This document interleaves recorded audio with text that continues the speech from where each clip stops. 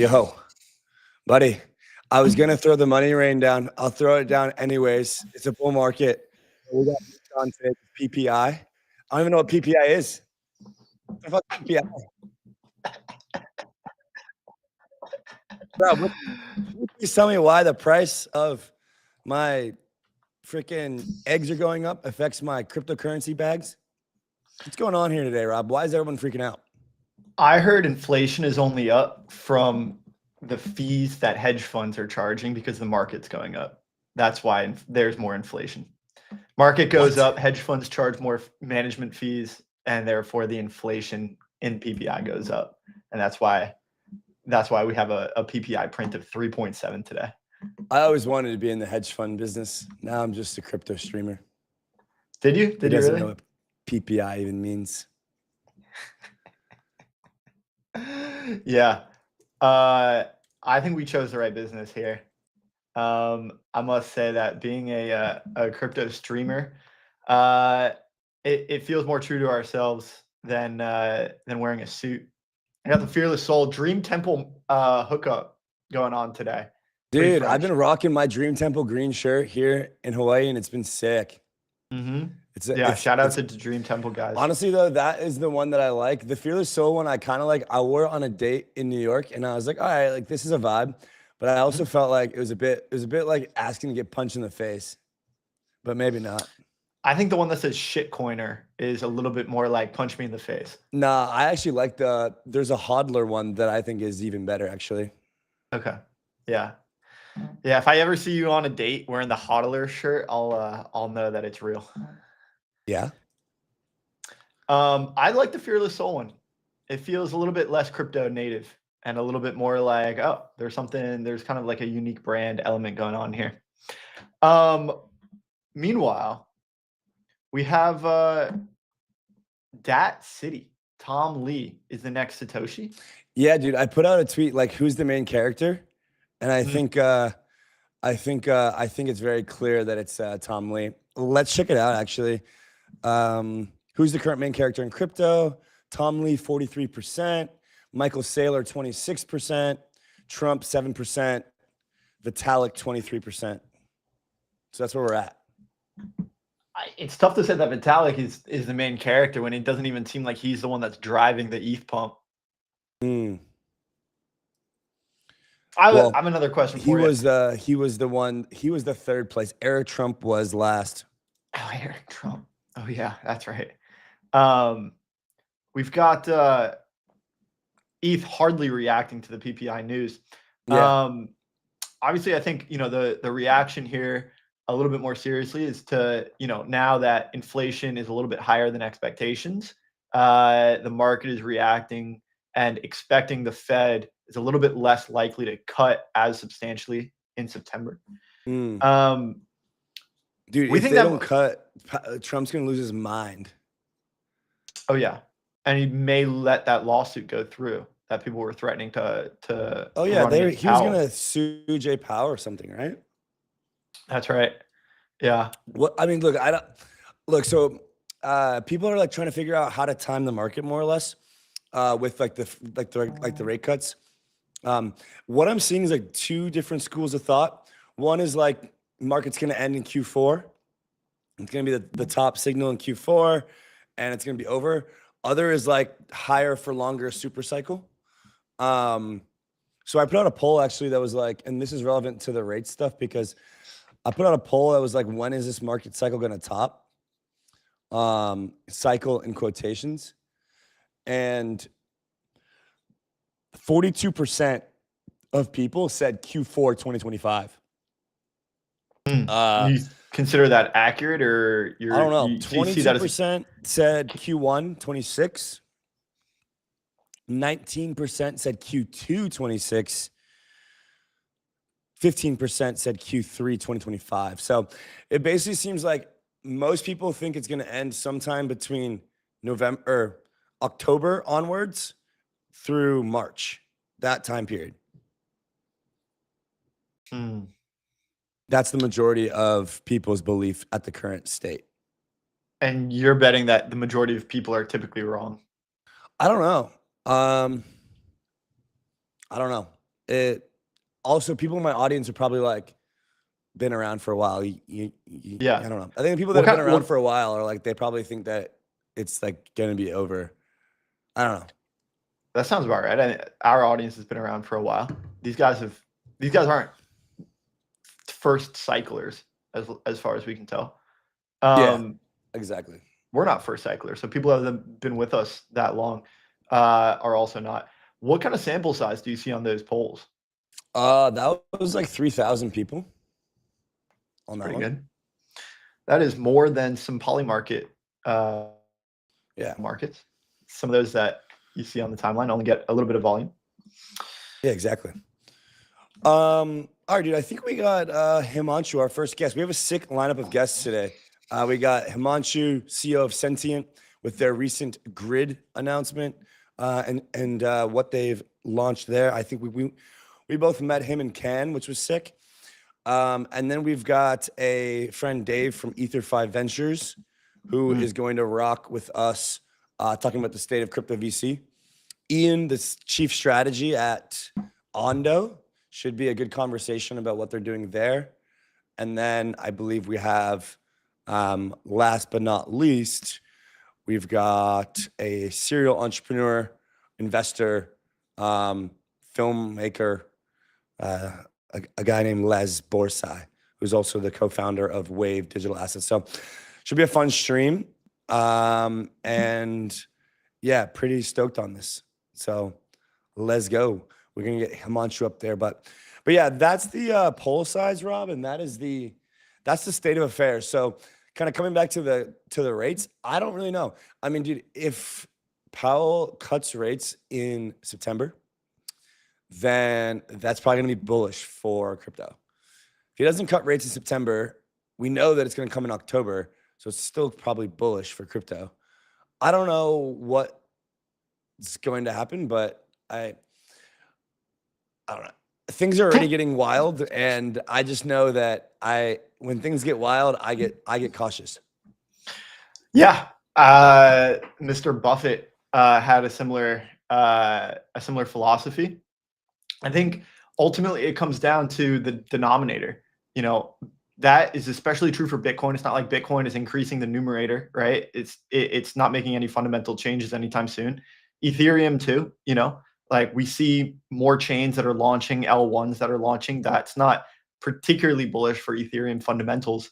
I think the main thing that's driving this is the denominator going to zero, the dollar being inflated away and then printing more and more of it, as well as more inflows into this ecosystem. I just think what's driving is the DATs. I think long term, what's driving this stuff is the actual like. I think generally, I don't really know. I was thinking about like, okay, I'm selling. You know, like I sold like I don't know, like 6 figs of crypto, and I was like, okay, cool. Where do I put this? And like, I don't really want to buy equities right now. They're like so extended, but like I think as long as you have the thesis of like scarce assets, so like gold, crypto, real estate, land, you know, whatever it is that you want to invest in that's scarce, I think you'll do well.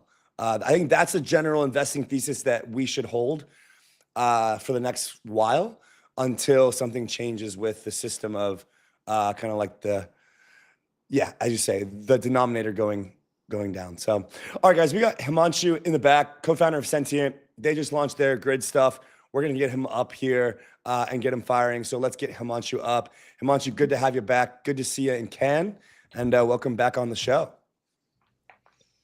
Yeah, thank you. Nice to see you, man. Yeah, so tell us about Grid, man. Tell us about the latest happenings on 𝘗𝘚. I think we last spoke maybe like three months ago or so. What's new since then? And also just like what's new in the AI world since then that you've been tracking? Just curious to hear what you're building and what you're seeing that's interesting out there. Yeah, so this grid is, as when we spoke last, we have been for almost 6 months or so. Before that, have been collecting all these different pieces that can allow us to build open source AGI. And not just us, open source AGI is not just one company thing. It's just many people come together to build it. And there have been different data sources, there have been different agents, and there have been different models. And now grid is the activity which puts them all into this singular piece. This is the next phase of sentient starting, where we're putting all this into a singular piece, which you can also experience through one of the native chatbots on the grid, which was earlier called sentient chat. And so this is the activity to put them into one singular interface from the AI side, and also to bring this economy to unify them into a singular goal, a singular economic output. Yeah.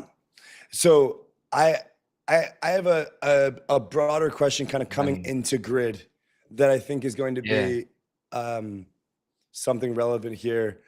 OpenAI just released their GPT-5 model, and Meta's Llama 4 is now almost out of the race. OpenAI's models, as we know, are being heavily censored. Grok and Elon is trying to kind of like play the other side of that. You know, I'm just curious, is there hope for a non-Chinese open source AI contender? Like, is that sentient? Is that somebody else? Like, how do you view the open source AI market today? And then, you know, how is Grid Sentient going to be a part of that? Wow. Yeah. So there are a few things packed in there. So one of them, which is very close to me, is we better hope there is an open source non-Chinese model. Actually, Llama closing is a big deal. It's a really big deal, mainly because it was the beacon of open source models. And yeah, there are Chinese companies which have open source models. We use them too. But to be fair, it appears to be a part of GTM. I myself personally don't believe that they're committed to the open source part. It's a great business move. There was some lucky coincidence that it stands there. Going forward, I think it's very important to have a neutral, not associated with any of either China, US, I would say, open source model, which goes forward.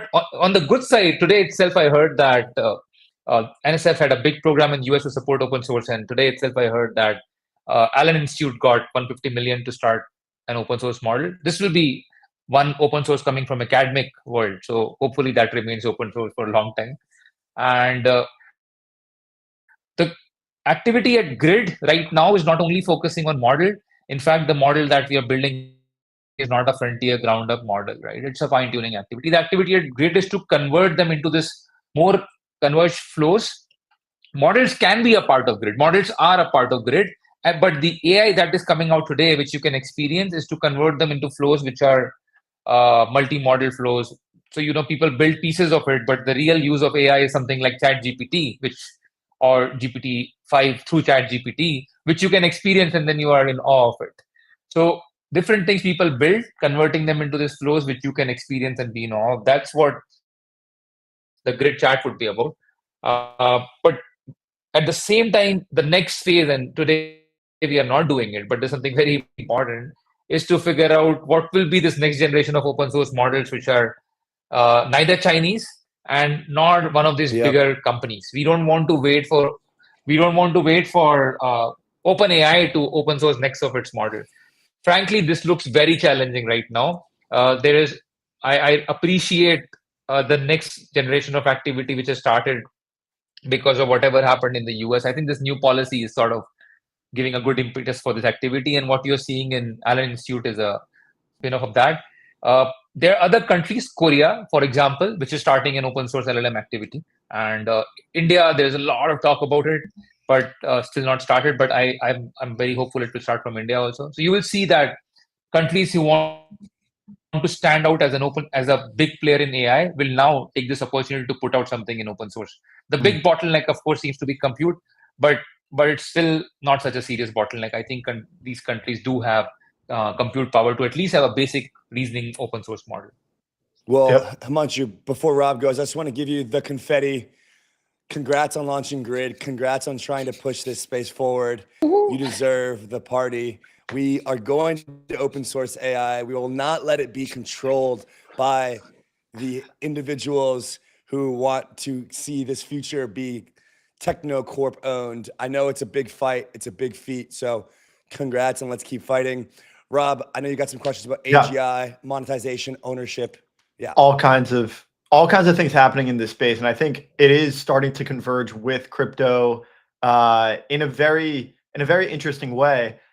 Just today, you probably saw Google bought a stake in a Bitcoin mining company, and there's theories out there that they are doing this in order to get closer to the infrastructure that is currently using a lot of compute, and it's using the compute to mine Bitcoin, and they're trying to combine some of their AI infrastructure with Bitcoin mining infrastructure to make very strategically important areas of infrastructure for nations, companies, etc. Kind of contrasting the techno company that we talked about versus open source. I'm curious, when you're looking at this maybe from the hardware side and you see the potential for monopolies to come out in Google, OpenAI, kind of the leaders in this technology right now, what do you think is the edge that they have, and how do we prevent this industry? Once they sort of form a moat around that hardware, what other things can we innovate on to prevent them from creating this monopoly? The edge that they have is very strong, actually. Google right now, the comeback of Google is it's awful. They have the distribution, the model, OpenAI's model, all said and done, is a great model. I think it's one of the marvel, actually, right? And the edge is also in terms of compute, that they have collected right amount of compute. However, it's a very clear realization that there is no deep technical edge. I don't think it's a deep technical edge. It is right now a resource edge, because for all the requirement for open source AI, the research around AI has been open source, and you keep on getting one thing after the other. There's abundance of ideas now in AI, always has been. And what I have found, and what we have at Sentient also found, and what all my friends in research labs tell me, is the idea space is not infinite, and everybody knows what needs to be done. It's an engineering problem. I'd like to say it's like rocket science, in the sense, like in rocket science, it's not difficult, but you have to burn rockets. Yeah. And that's how you actually get to the moon. So it's rocket science, and in the sense that you have to experiment a lot to get the things right, and you have to have that expertise. And people were usually patient to gain that expertise. They have 2-3 years, but this is suddenly, there's such a huge pressure that a player like Zuck will go ahead and make this crazy offers. This is just to, obviously it's a great marketing as well, but it's also to move fast. It's not like those things cannot be recreated in 2 years, but he doesn't want to lose those 2 years. And he just wants to move fast and just, and it's not the kind of knowledge which requires, can I come back and can I get those code, and how will I steal that code? You don't have to steal it. You can just recreate the same thing here when you come here in a very little time. So that's, barring that, I don't think there's any big secret. I think there's no edge as such of that fundamental kind, although Google has a phenomenal TPU cluster, which is optimized for this transformer architecture. And that is why you can also assume that for some time, people will not move away from transformer architecture, because hardware is getting optimized for it. And we also know that this is the baseline. Robotics comes over it. Robotics models are building from where the LLMs have left. They are taking this language knowledge as a base. So robotics is the next phase. And whatever, material discovery, this and that. So everything will build on this baseline. So my take on it is, we are entering a super compute hungry world. Crypto is familiar with that world. Yeah. And there was all this pushback against, let's not, proof of work, pollution, and this and that. And that was just the beginning. Forget about AI came and just one-shotted that. Okay. Yeah. So I think what I've been also saying to many sort of, let's say even in India, one of the things I've been pushing out for is that create a compute hungry nation. Yeah. Everybody should be asking for compute for some reason or the other. And if you have compute requirements, everything falls in place. You start getting prioritization of demand. If there's demand, then people, then NVIDIA makes space for you. Everything falls in place. Just create compute hungry communities, nations.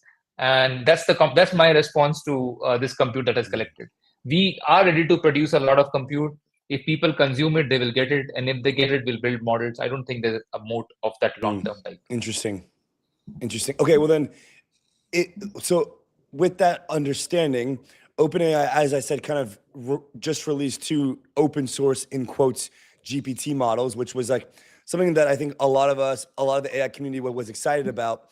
But I'm not sure that it's the same understanding of what OpenAI actually means, or what open source AI actually means to you. So from the lens of this moat that you described with regards to kind of just the actual compute itself, does OpenAI launching these new open source models actually meaningfully push like open source AI forward? Is it more like a marketing play? Like, what's your take on these new models with regards to like their moat, what they're trying to do to kind of please people as well? Like, how do you actually see that from your perspective? It was a half-ass thing. It was actually quarter-ass thing.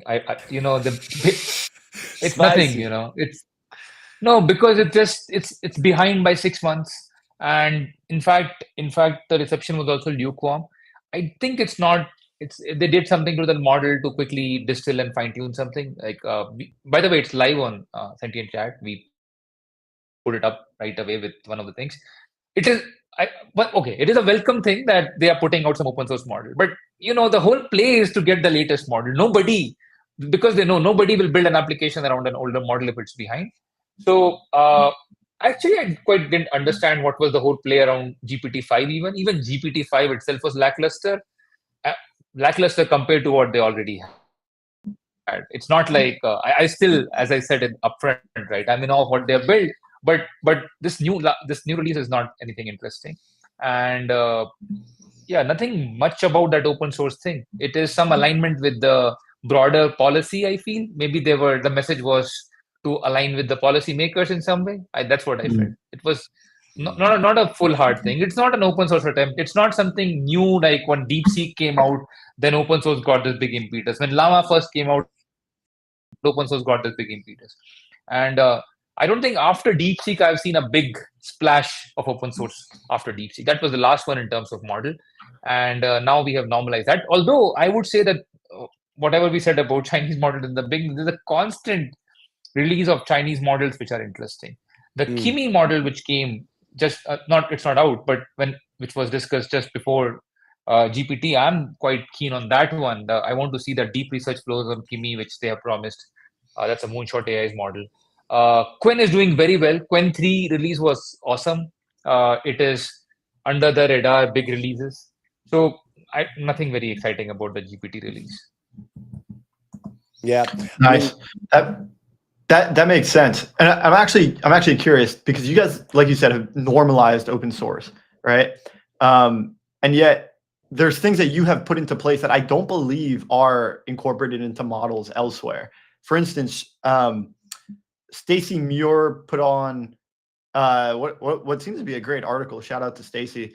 And in it, she talked about how you guys do token level routing and composable AIs, which I think is something that differentiates you, because when you submit a prompt, obviously that prompt is broken into tokens, and then there's a prediction algorithm that tries to predict, what the next token and the next word is. And you guys route different tokens to different models depending on the task at hand. Is that something that separates some of Sentient's models from some of the existing models that may be out there elsewhere? Or is this kind of standard practice and you guys have now just, open sourced it? That's actually an idea which Preston and our team came up with. It's a great idea. I'll tell you what that is. This goes back to what Andy was discussing in the beginning, that Grok is a little bit uncensored model and GPT model is uncensored. Actually, GPT model itself, and this is public knowledge, right? Like there was a lot of talk about GPT-4o was taken off because it was a little bit psychotic in its interaction with humans, in the sense that, and that psychotic behavior was more of the kind that to engage with you, it was, and this is the Reddit threads on it, it was hailing you as a god, and people got very used to it, and they said, this guy understands me, because it was calling you a god. Like you will ask it, what's the only hope for humanity, and it will slowly convince you that you are the only hope for humanity. And it was like, this was the kind of shit that 4o was doing, but it was an outcome of making it sound more like human. Now, Grok also is exceptionally good at it. It is also making the model sound like human. Models so far, and if you look at Claude, for instance, or even Gemini, they're like some help concierge. How can I help you? I'm sorry, I cannot do this for you. oh, I would, that's not human voice. And it's just this I cannot do, that I cannot do. So the next generation of AI models need to be more human-like, not only in their intelligence, but also in their EQ, right? That's a hard problem. IQ, yes, they're very good. I'm sure ace all the IQ. EQ, they're awful. Dude, they're so bad. I don't know. I'm using 5 yesterday. Sorry to interrupt. I'm using 5 to figure out the best way to ask this girl out to go to this concert, and it is the worst potential text messages ever. Like, absolutely awful. Oh, man. I have never heard that use case before, man. It's okay. Yeah. What were you thinking? But I think you're right. I can't believe it. Yeah, obviously it is awful. EQ is just not there, but IQ is like super giga brain, right? And so like, just to continue your point there, I mean, what are the ramifications of that? Like, maybe you can finish that thought. So we basically wanted to build from last year onwards, right? We wanted to build models with EQ. That was one thread we always had. And the challenge in building this model, Dobby is one such model. The challenge in building this model is that once you start making a model human, then it, just like human, it can say anything. But human can shut up and do not express their mind. But it's very, very difficult for model to shut up and not express his mind. So then this sort of, it's everything breaks down, and Grok every week, every 2 weeks has one thing or the other, where it says something completely crazy. Because people Grok push it just and got it says it. suspended. It just said something out of pocket on X, and X suspended Grok. Yeah. It can happen, right? It can happen because it's a human-like model. The alignment is very difficult to solve that problem of how do you keep it human-like and yet retain some basic features of the original model and not make it completely crazy. That's the research we have been doing. And in fact, one good news is that whenever Grok goes crazy, which happens every 2 weeks, there's this hue and cry, and all the media also reaches out to me and says, hey, what happened there? Because we are the only ones who worked in that area. So kudos to Grok for going crazy every week.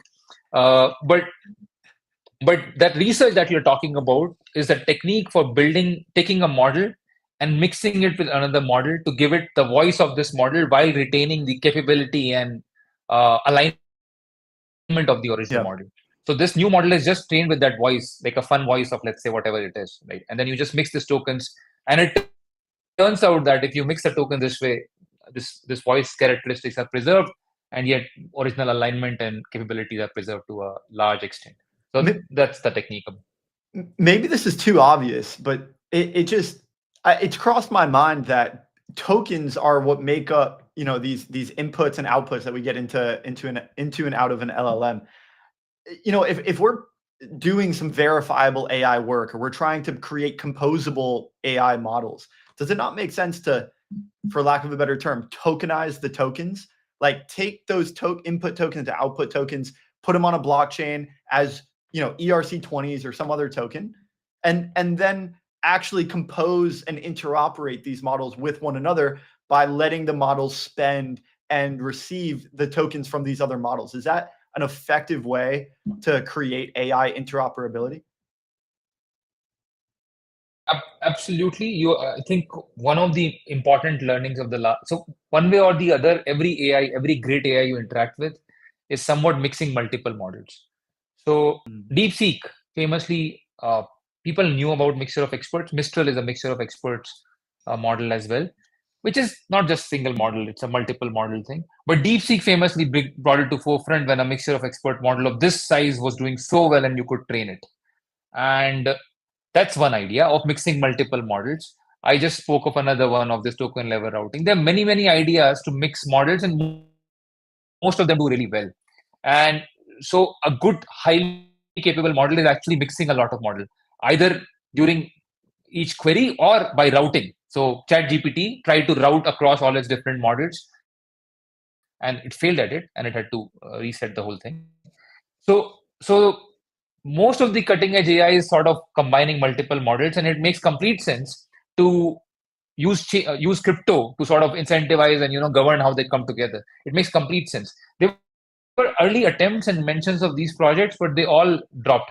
One thing I found about crypto AI is that a lot of people have sort of not continued and dropped away about this early attempt, because this is a general phenomenon in AI. In AI, timing is very important because you conceptualize this idea, you anthropomorphize this models and say, that's what's next, and models don't make that much progress, and they will drop those ideas. And then model catch up, and then suddenly those ideas are all feasible. And I think time to revisit those ideas. And we are doing it, by the way. We are doing it not only in just terms of routing, but in very complex ways of combining within the model multiple models and then across model multiple things through these workflows. We are doing that. But I know that many other projects were doing it 1.5 years back, but eventually I found that they have dropped and they are doing something else now. They should come back. Models are now better. Yeah, actually, that brings up a good point. We have a community question for you from the comments from Frost Crypto. He wants to know, how will Sentient ensure fair access to AI model ownership and monetization for smaller developers or communities? Yeah, I'll give a quick answer to that, but there'll be much more details about it coming soon. So I'm one of my He's basically asking when token projects is yeah. But one of my favorite projects has been BitTensor, and I think they are amazing in the sort of the clarity of it. The only thing is, they started with being BitTensor for AI, but now it's not BitTensor for AI. BitTensor is BitTensor for anything, and there is something more to be done if you want to do it only for AI, in the sense that that whole model of having emission fuel it.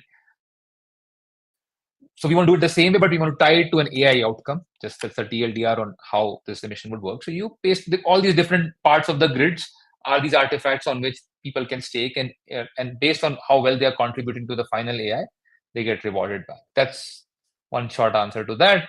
How do we evaluate it? How do we give them these things? There are many parts to it, and that's what you should keep hearing for. A lot of action in the next 3 months, man. That's my answer to it. Himanshu, we appreciate your time. Thank you for answering the community. Thanks for talking about some deep insights about let's call it Web 2 AI, Web 3 AI, Sentience Grid. Always a pleasure to chat with you and just recycle the kind of mind on, oh, this is really happening fast. It's very important, and a fun, stimulating conversation topic, as well as obviously something to dedicate your career to, man. So yeah, appreciate you coming on, and look forward to catching up in a couple months again and seeing where you guys are at. Absolutely, my pleasure, man. See you. Cheers, man. Thanks, Himanshu. See you next time. One last confetti. Bang. Congrats on Grid. AI right, crypto's guys, real. That was Himanshu. Look, I think we're at a place in the AI crypto stack where, we need some of these projects to come out, deliver something, go on a big run, because that whole niche has really slowed down. I was actually talking to 𝘗𝘳𝘬 from Near about it. They're launching some cool enterprise stuff. We'll probably get him on at some point soon. But yeah, it's just like that niche, as Himanshu said, it's just kind of a lot of it faded out. And so I think Sentient hopefully can revive some of that. Allura, Ritual, Hyperbolic, some of these teams hopefully as well.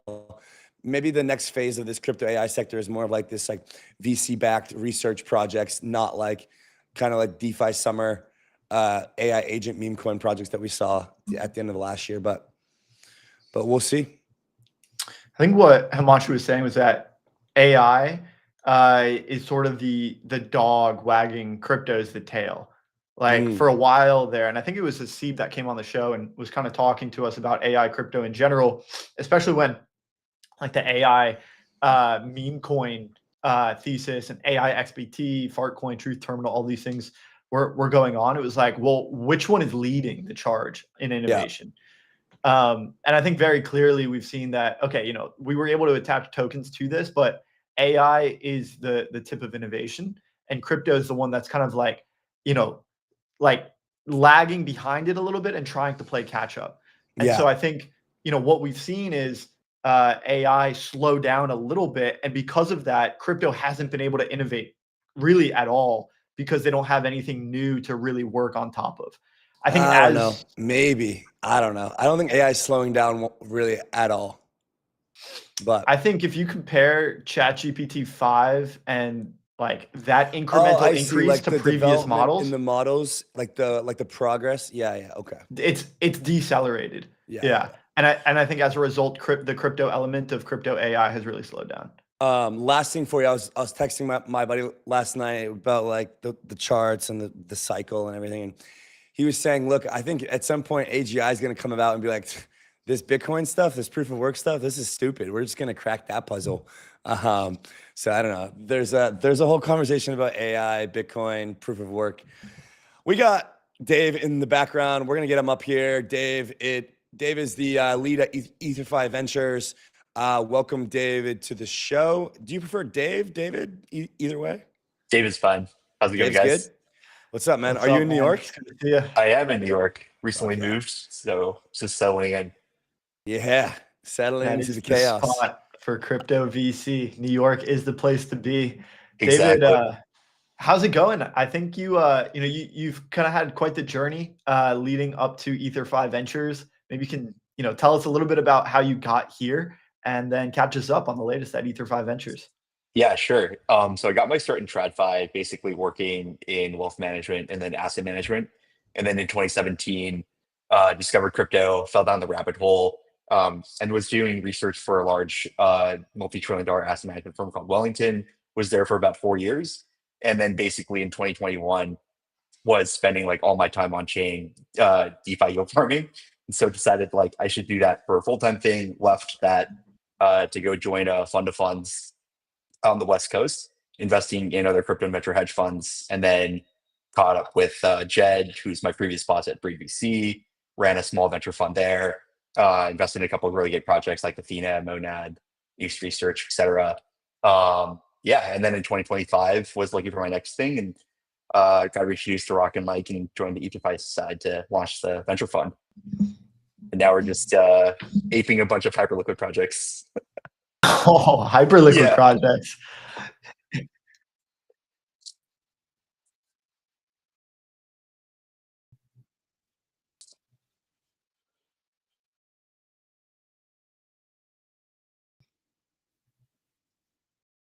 Yeah.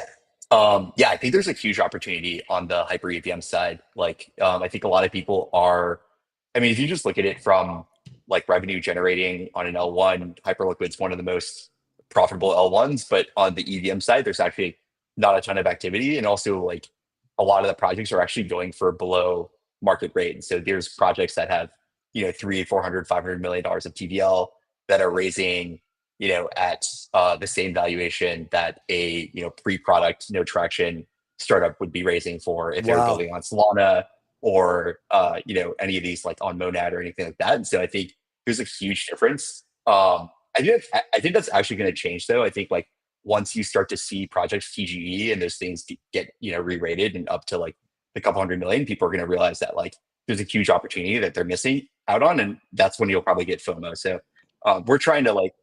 This may be like a little bit of alpha, but like we're trying to get as much exposure as we can on the hyper EVM side before people kind of like figure this out.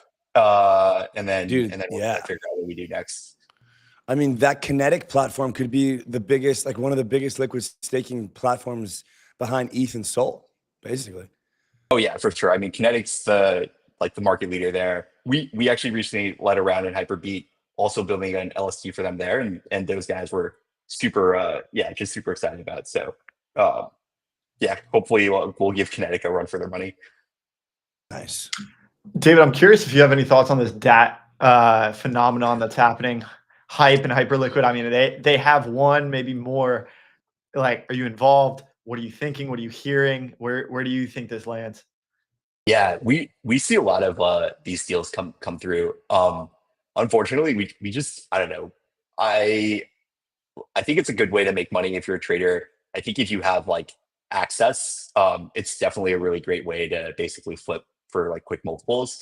I just think that, I don't know, I feel like at some point like this stuff just ends up, not being great. And then my guess is like a lot of people are going to lose money in these deals. And, maybe like the upside is like you get you kind of get like a couple of quick 3-4 X's.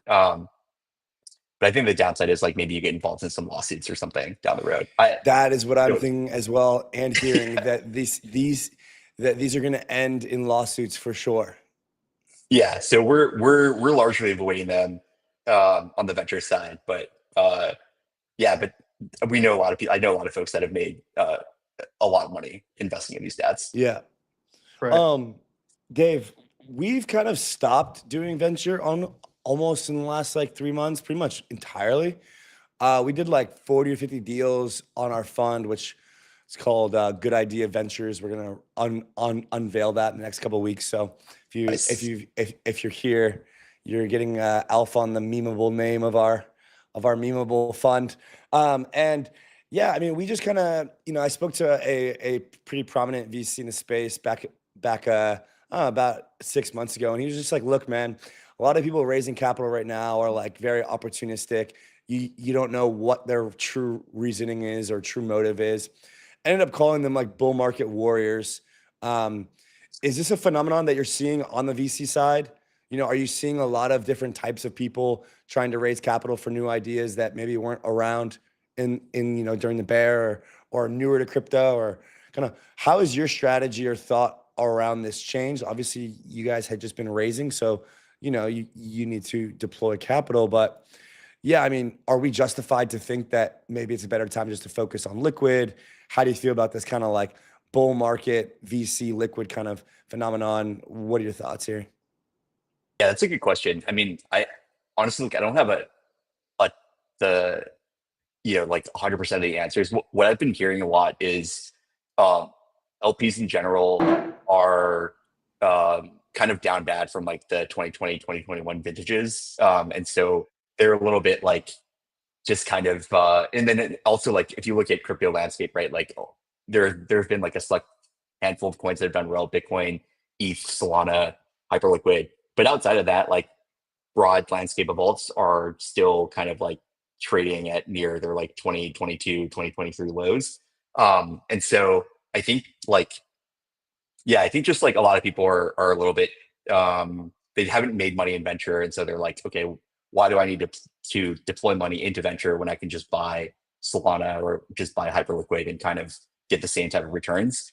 And so there's a little bit of fatigue coming in from that side. I also think that a lot of people are, conscious that maybe we're kind of towards the tail end of another bull market. And so they don't want to really deploy that much capital into, kind of like the liquid funds that they need to hold for, 6-7+ years. They'd rather maybe like wait for the bear market to start and then like scoop up like coins for the cheap, or like be able to buy, large cap liquid for a discount.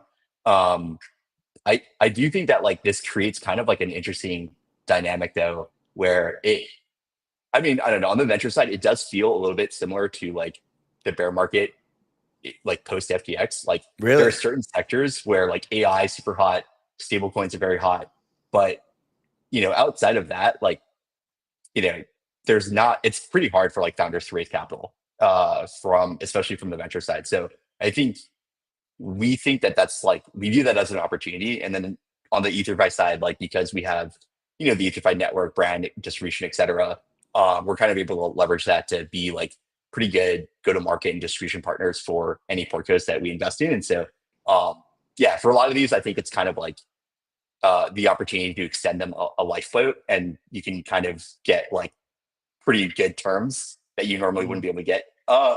And so, yeah, we're viewing that as like a huge opportunity right now. That is a nice and looking at it opportunity. more. Yeah. So you think a lot of like the vintage 21 big name funds are just, or they're just less active right now? I think a lot of people are, I think a lot of funds are actually like raising for their next vintage. And Right. I mean, I've heard that it's been pretty tough. Like people having raise again.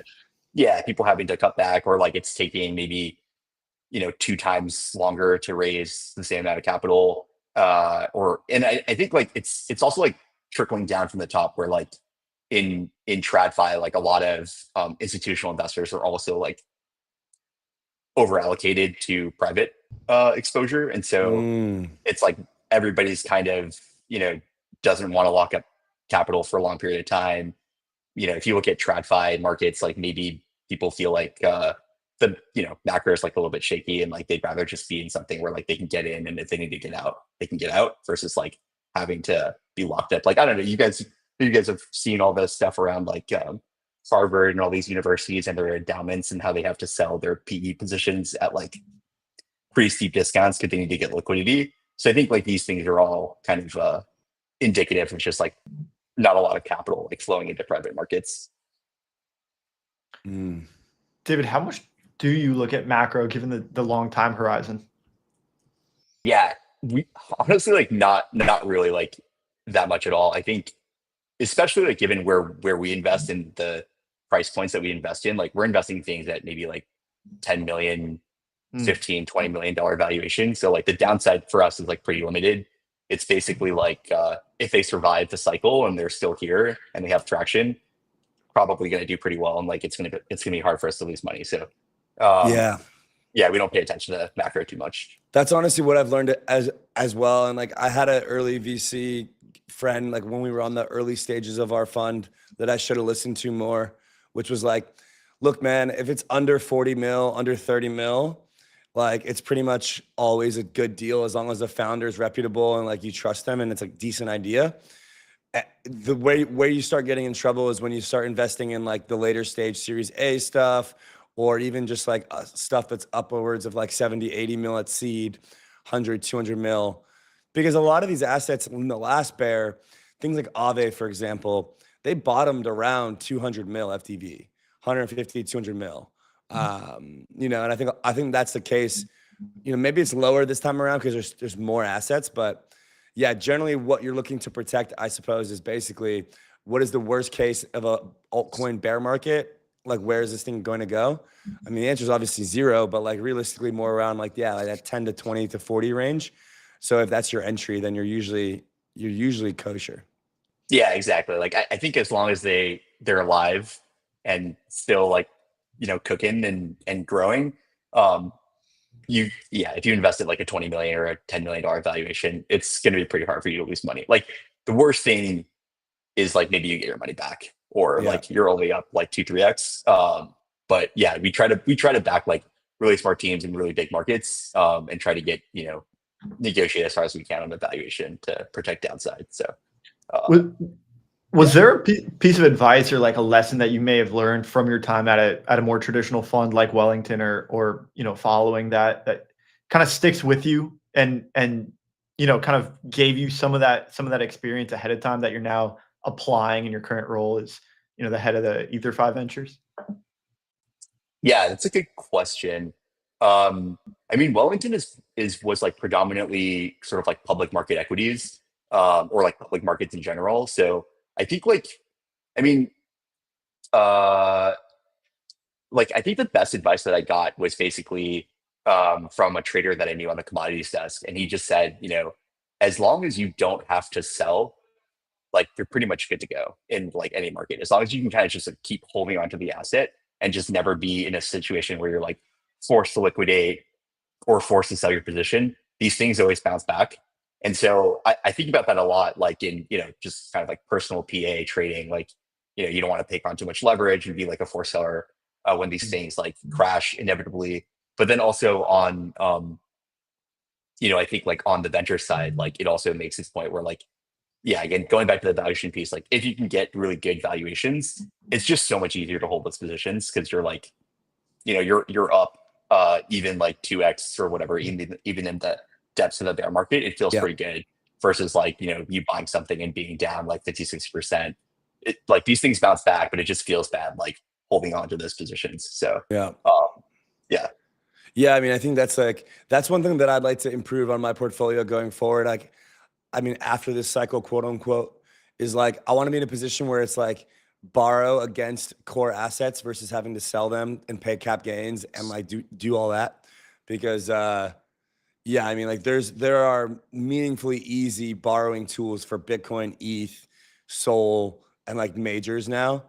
And I'm sure Hyperliquid slowly gets that. I mean, as it happens on the Hyper EVM there, where, I mean, that's the dream world, right? Is like you have enough capital to be able to earn income, have a meaningful position in that, and then just borrow against your crypto holdings to pay for whatever you need to do, but do it in a strategic way, and never be a forced seller of the actual principal.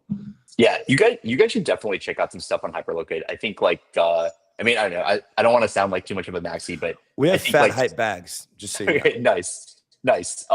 Yeah, because I think structurally, especially what you can do on that platform with regards to like the delta neutral trades, there's actually a lot of really interesting things that you can do on the borrow side as well, where potentially you could borrow against collateral and then like open up a delta neutral trade with that stuff and tokenize that, and then essentially you're like borrowing a sort of like a tokenized delta neutral trade that acts like a stable coin, but you're also earning the funding rate on it. And so it's kind of like a loan, but you can cover a lot of the interest costs on the borrow against your main asset by this delta neutral trade. And so effectively, like, you're getting free borrow. There's actually a couple of projects. Maybe we can chat afterwards. I can send that stuff over to you. I don't want to give up like too much alpha. But like, there's a couple of projects building this out on the Hyperliquid side. It's pretty interesting stuff. So, all right, is the Hyperliquid ecosystem the ecosystem that you're most bullish on overall? I think for now, like over the next, call it like 6 to 12 months, definitely like we're most bullish on it there. I think like one, it's just like a really exciting ecosystem. Two, I think structurally, like because they have the club market there, like the yields that you can get on any type of stuff that you do in DeFi is just naturally going to be like a couple percentage points higher than what you can get in other ecosystems, in my opinion, because you can just like harvest the funding rates and harvest Wait. like the. Wait. So why is that? Yeah. So like think about like stablecoin, right? Like on Ethereum, it's purely up to supply and demand is like what you get paid for on the on these like on like an Aave pool or something like that, right? It's just like how much supply there is, and then what's the demand, and then there's some kind of like curve that you get paid out on. And then on Hyperliquid, you can basically take whatever you borrow and like dump it into a delta neutral trade where you're earning like funding rate, and on average funding rates pay 13%. So like, in a pure bear market where maybe like funding rate is like negative, you just get like the Aave, you just get your standard Aave, whatever that borrow lend rate is. But in like a bull market where people are trading a lot, like sometimes you can get crazy high funding rates by like through the delta neutral trades. And so like when Pump Fund launched on Hyperliquid, and not to like shill our bags too much, but we invested in a company called Hyperbeat. They had a vault, which is like a USDT vault. Basically, it's like a bunch of different trades that's in there. One of them was like a hype delta neutral trade. The other one was like a fart coin, and also I think a pump fund basis trade. And the pump fund basis trade was basically printing like, I don't know, like a couple 100% APY per day. Wow. Like when the thing was trading for the first like 1, 2, 3 weeks. And so that vault was literally yielding like 50% APY. And you're just not going to get that on like any other chain, because you don't have this Clob Dex that's like, generating a lot of like the perp flows. So we think like structurally, I think like structurally, like DeFi is just going to give you like at least, if not better yield on Hyperliquid. And so that's like a structural advantage. And then the third one is just like this kind of like opportunity mismatch where like when we talk a lot of projects on Hyperliquid, like there are projects with real traction, real TVL, real users making like, a couple $1 million of ARR per year. And like, yeah, the valuations that you're getting for these are basically like the same valuations as like pre-product, pre-traction. Some random pitch deck. Yeah, exactly. And so it's like, would I rather, pay $40 million to get something that has like $400 million of TVL, or like something where it's not even built yet? I think that dynamic is going to change like eventually, but that's the alpha now, though. like, yeah. Because people are sleeping on EVM. Like people are bearish on Hyper EVM right now. Right, exactly. They literally are bearish on it.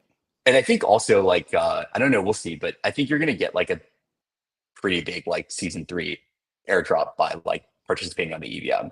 Cause like maybe like a non-intuitive thing is like, I think that like the valuation premium for Hyperliquid will eventually come from the EVM side. Cause if you look at like exchanges in general, it's valued like a DEX still, not like an L1. Right, exactly. And so like, when it gets valued like an L1, like I think all the stuff on the EVM side is going to also like just moon. So Just reprice. So yeah, exactly. you're betting your career on Jeff. That's good to know, man. Yeah, pretty much. I'm glad Mike is subsidizing your degeneracy. Yeah, it's what we do. How does 𝘰𝘪𝘏 Ventures support their portcos, and generally, like, what are the top one or two most valuable things that you've found that early stage founders appreciate from working with you guys, or just in general from VCs? Yeah, so I think like probably the biggest help that we can give to our portcos is helping them on the distribution and product market fit and the go-to-market piece. I think there's a lot of like really talented builders out there that build great products, but the problem is like, how do you get it in front of an audience that actually cares? And I think that's where like we can step in as 𝘰𝘪𝘏, where like, we have this like big brand and we've got like a couple 100,000 followers on Twitter. We have the card program that's got a bunch of active card holders, whales that are depositing tons of capital into our vaults and TVL on the platform. And so, yeah, like when it comes to actually distribution, we can basically be like a big kind of, brand name customer for like any portco that we use and help them drive a ton of TVL or activity or whatever it is.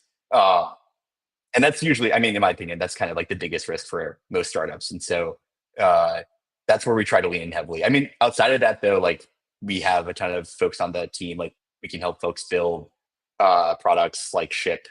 There's a lot of like real operator experience, like Mike and Rock both kind of like built successful companies in the past as well in Web2. And so this isn't like the first time that they built a company. And I think a lot of times like the wisdom and knowledge that comes around, like, how do you structure deals? Like, are you getting, who do you talk to? Like, what's the sort of like right, the quickest path from like A to B when you need to get something done? Like those guys actually have a ton of experience that like I rely on a lot, and a lot of our portcos like go to. And it's just helpful because like they can just cut through like a lot of the noise and just tell you exactly like, hey, this is what you should be doing. Like here's how fast you should be growing in order to like hit kind of like the next milestone. And it's just good to have like experienced folks who've done it in the past, like on the cap table and like helping you out. So definitely. Yeah. 𝘰𝘪𝘏 is one of the more traditionally based businesses, less hype, less speculation, more fundamentals.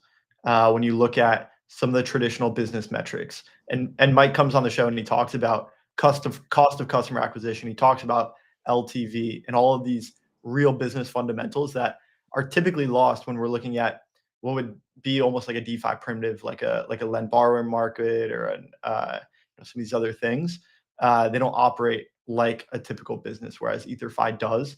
And to your point, it gives you sort of a schematic to base your growth and more well-rounded experience that you can draw from.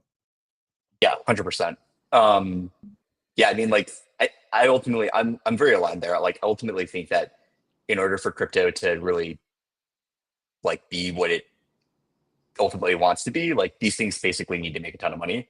And yeah, I'm a revenue maxi. I mean, that's why I love Hyperliquid so much. There you go. That's why I love things that make money.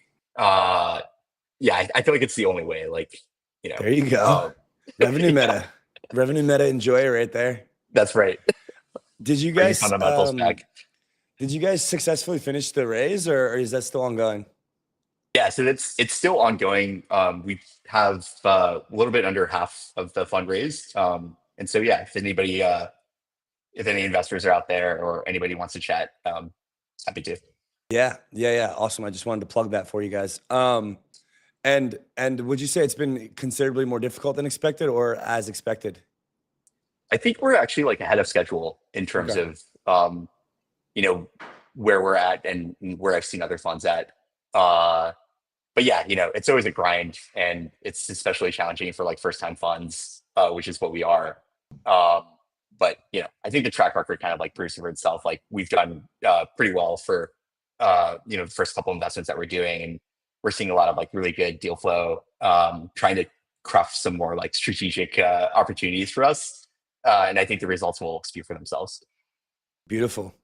Okay, cool. Last thing for you from me, Dave.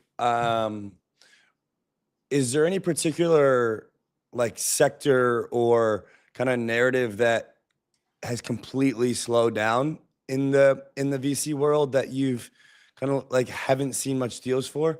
You know, things like crypto gaming come to mind that has seemed to have completely faded away. You know, it's funny. I had an old investor friend tell me that it's always the boring stuff that makes him money in venture, never the sexy things. And maybe that's an example of crypto gaming. But yeah, is there just general sectors that you're just not seeing any demand for at all, and thus less pitches for? Or just curious on like the far end of the curve, what's not being picked up at all, really? Yeah. Yeah, I think you hit it like nail on the head. Yeah. I'd say like crypto gaming, NFTs, metaverse type stuff. Yeah, I don't know, like maybe I'm just not really like in the flow, but I've basically seen like none of those raise capital. I'm actually, I don't know, like, yeah, I'm not as bearish on that stuff. I just think that like it was poor execution, and it's, I don't know, it's very like cliche VC to say, but I think like, metaverse gaming, like, a multi-billion-dollar company coming out of that doing NFTs is like 100% going to happen again. And that I think that whole like industry is going to boom at one point in the future. But I think it just kind of needs like a very, very strong operator or like a very strong team to kind of like come in and execute. I just don't really know like too much about, like, I'm not, and I game a lot, but like I have no real like credentials to like evaluate gaming or NFT stuff. So we don't really see a ton of that stuff, but it wouldn't surprise me if 10 years later, like a metaverse, company is like one of the most valuable companies in crypto. Like, Minecraft and these games like make a ton of money. Gaming have like millions and millions of users. There does feel like there's some like natural synergy there. Yeah. You're looking at it, man. It's pudgy penguins. Get with it or get left maybe that's behind. what it is. Yeah, exactly. I gotta go buy some Telling penguins after this. IP coins, social currencies. That's right. That's right, brother. I have a Creator buddy coins. I have a buddy who went all in on pudgy penguins like when they first came out, and he's been through the ups and downs, but like now every day he just like flashes his portfolio at me and like he's like, I told you should have like gone all in on the penguins. That's so good. Dave, man, from Ether5 Ventures, the man, the myth, fresh into New York City. Appreciate your time. Hopefully you guys get the rest of that fund closed quickly. And yeah, man, it's been a pleasure. Speak to you soon as after you guys wrap up and deploy the capital. Thank you for the hyper-liquid, hyper-EVM alpha and general takes. It's been a pleasure, man. Yeah, it's been a pleasure, guys. Thanks for having me on. Yes, Thanks, sir. Dave. Cheers. Cheers, man. Well, Rob, I did not realize that there was that much happening on Hyper EVM as far as like teams raising that are actually having have a lot more TVL than their valuation and a lot more traction. That's pretty bullish. Maybe Good Idea Ventures doubles down on EtherFi and double dips with EtherFi as well as EtherFi Ventures to get a little bit more exposure to the Hyperliquid ecosystem. Maybe. I don't know. I asked Chris here about his thoughts on investing in funds and stuff, and he's had some good experiences, some bad. I kind of just, I don't know. Maybe it's a good idea, but I would just good idea. I would want to invest into a fund that is like completely separate from our expertise or our industry with like far less risk. Yeah, I mean that's the thing about essentially. It's almost the same thing as hiring, right? You want to hire people that are really good at something and much better than you at one particular thing and have them focus on that. Similarly, right? You could say the same for portfolio. You want to place capital in funds that have an edge in some Something different else. area. Yeah, exactly. Something else other than where our edge is. Well, because it's funny because like I bet these guys are getting good deals for the fund because nobody wants to really invest there and the people are overlooking it.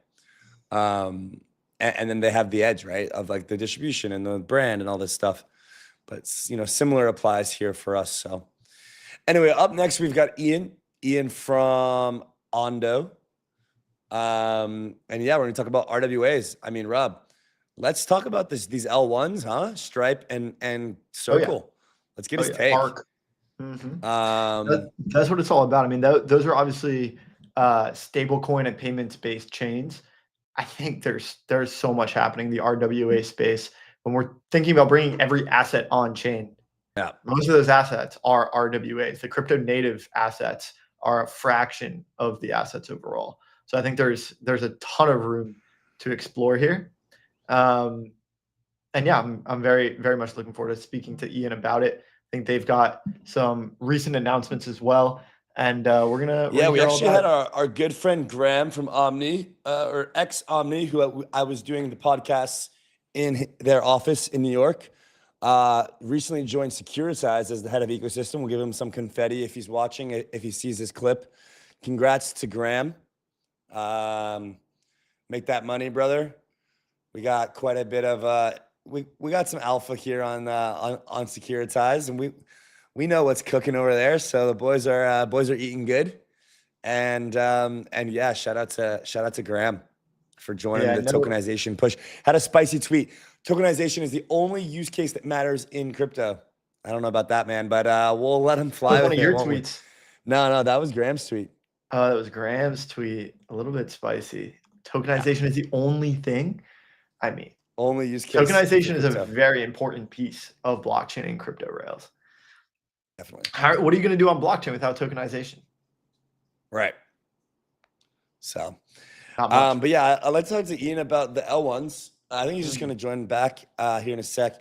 L1s that have launched. I think Ondo had some bigger news too, that I didn't quite get. Yeah, we're gonna get it. All right, we're gonna get Ian to give us that Ondo news, and it's no flack against Securitize. I think RWAs are gonna grow the space as a whole.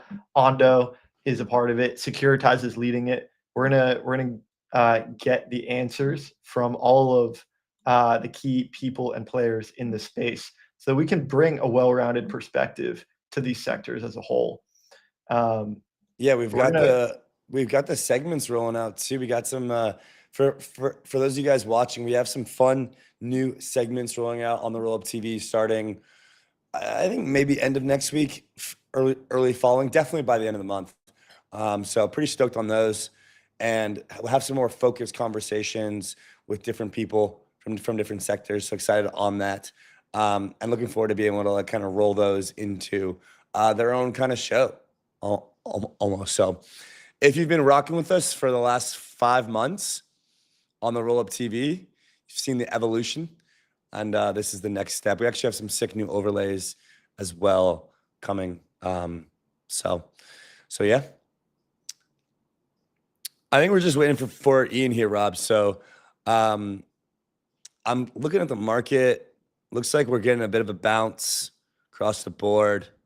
Market sniffed out that PPI news. It felt like yesterday night here.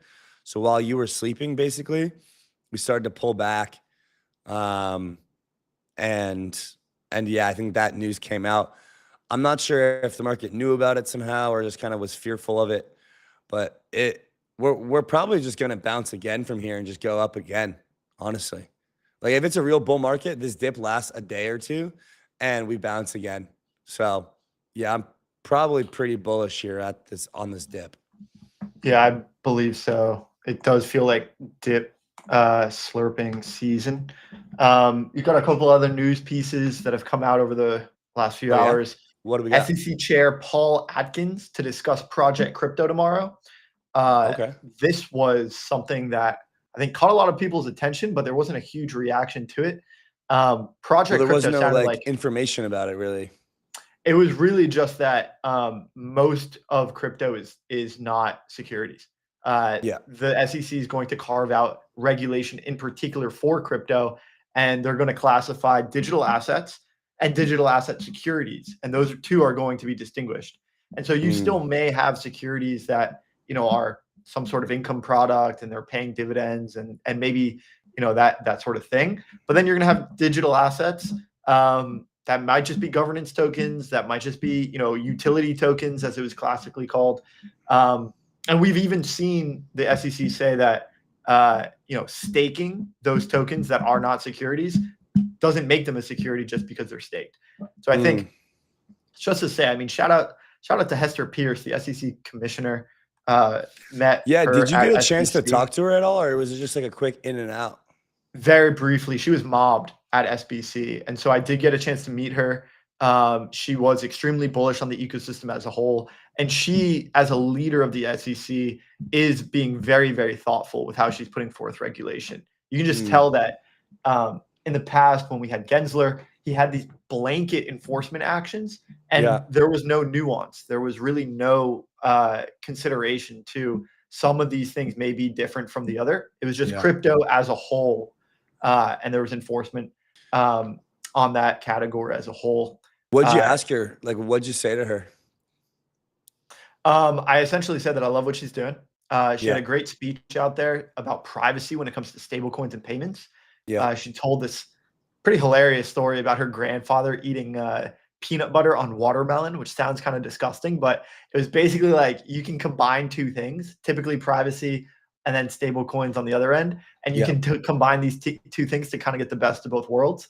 And so again, didn't have a ton of, much time to go really, really deep into things with her, but invited her on the show. I think she's looking forward to it, and we're going to make that happen. So stay tuned for Hester Pierce on the Rollup. Yeah, man, we've got Ian in the background. We're ready to jump in. First time for Ian on the show. I'm good friends with Tom, who's a longtime BD growth guy over there. Met him in London a couple times and have had some good times. And then actually met Nathan here in Hawaii in December for a little party at Nick's house. So this is my first time meeting Ian. Ian, welcome to the show. And it's good to have you. Thanks so much for having me. Yeah, man. Rob and I were just kind of chatting about these, Stripe L1 announcements, Circle's ARC L1 announcements. You got Plasma and Stable button heads with them. We've got like somewhere in between, like stablecoin chains aren't valuable to like stablecoin chains are the future of finance, where crypto Twitter is versus the institutions are. All right. What was your honest reaction to these two announcements? Did it catch you off guard? What was your take? Why are these companies building these stablecoin chains? I just like to get like a more broad, holistic view, and then we'll dive into some of the Ondo specifics. Yeah, no, 100%. I mean, did I fully anticipate so many TradFis to launch their own L1? Maybe not entirely, but it doesn't really surprise me. I feel like a lot of the mindset of a lot of these companies still is that they prefer at least some semblance of control over the environment that they want to build, right? And I agree with a lot of crypto Twitter out there of like, do you truly need another L1? It really depends, right, on what it is that you're trying to accomplish with that particular L1. How permissionless is it going to be? Are you creating it for censorship resistance in the first place? Or are you just looking for a 24/7 Rails that you can plug into TradFi in a way that you think is very helpful? And it kind of runs the spectrum a little bit. I don't expect the big TradFi L1s to be the most permissionless chains, but that's fine, right? The concept of these private TradFi chains or semi-private TradFi chains has been around for a while, and a lot of people hate on them for good reason, because historically not a lot of people have really used these things. But I think what a lot of people forget is that the TradFi rails right now just aren't very good.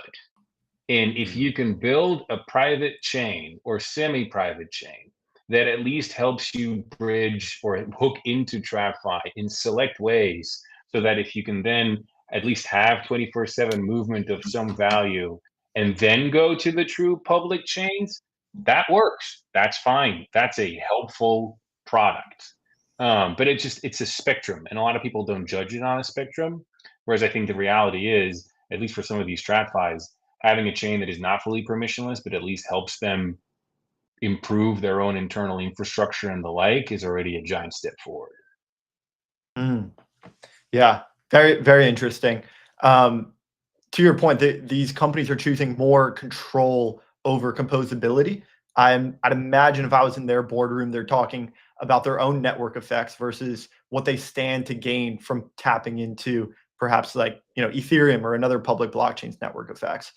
I'm curious as it relates to Ondo and what you guys are doing in the RWA markets. You guys, congrats, Andy, tee up the confetti, just launched Ondo Global Markets, conveniently named Confetti.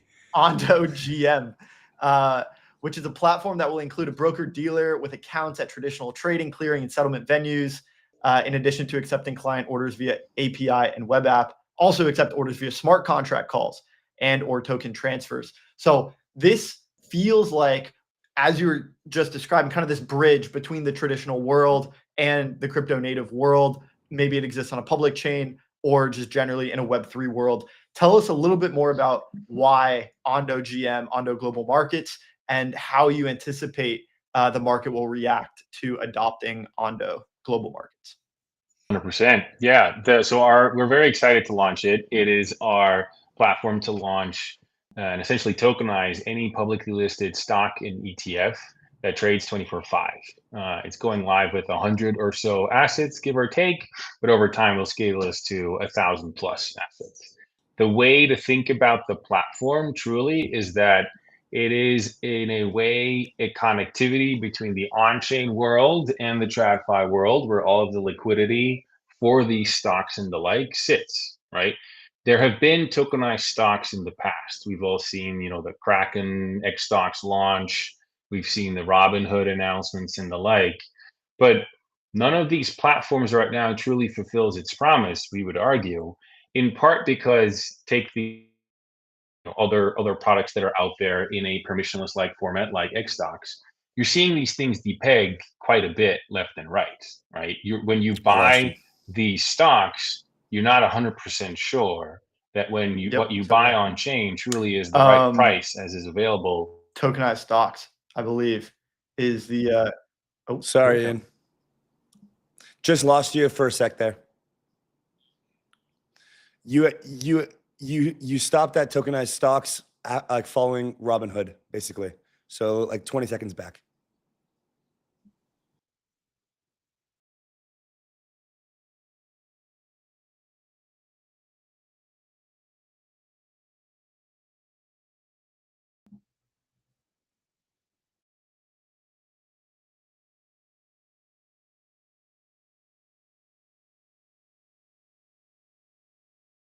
Problem with that model is that you've segmented liquidity on chain and off chain, right? There's no easy connectivity between the two. So you're trading on chain in these liquidity venues, but once liquidity dries up, these prices start to diverge from the underlying. So as an investor, if I'm buying Tesla stock on chain, I would love to know that the price I'm getting is the same thing as what I would get in the TradFi environment in the NASDAQ, New York Stock Exchange, and the like, right? You want to make sure that there is parity between the two.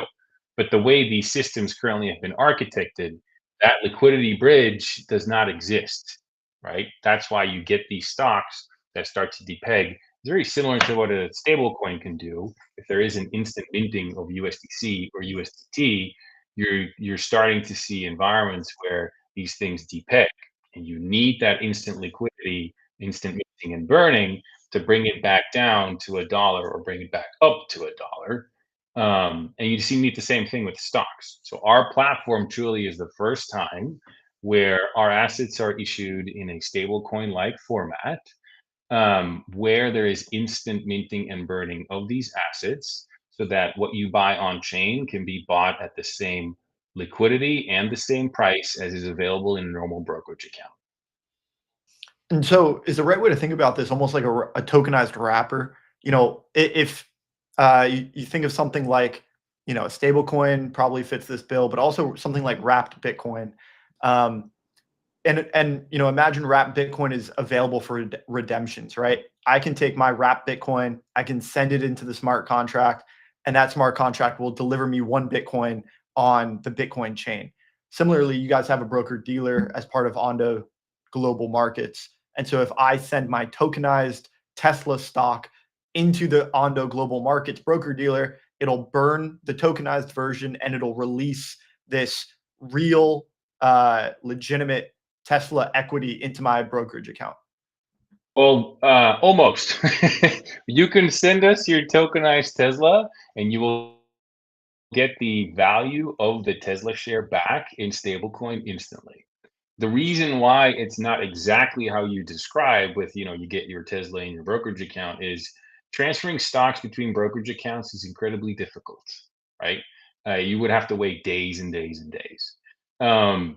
So what you can do though is essentially buy a token on chain that represents the same economic exposure as the Tesla stock, where dividends are reinvested after withholding the appropriate taxes, and essentially where you get the exact same economic exposure as if you were holding the Tesla stock in your brokerage account.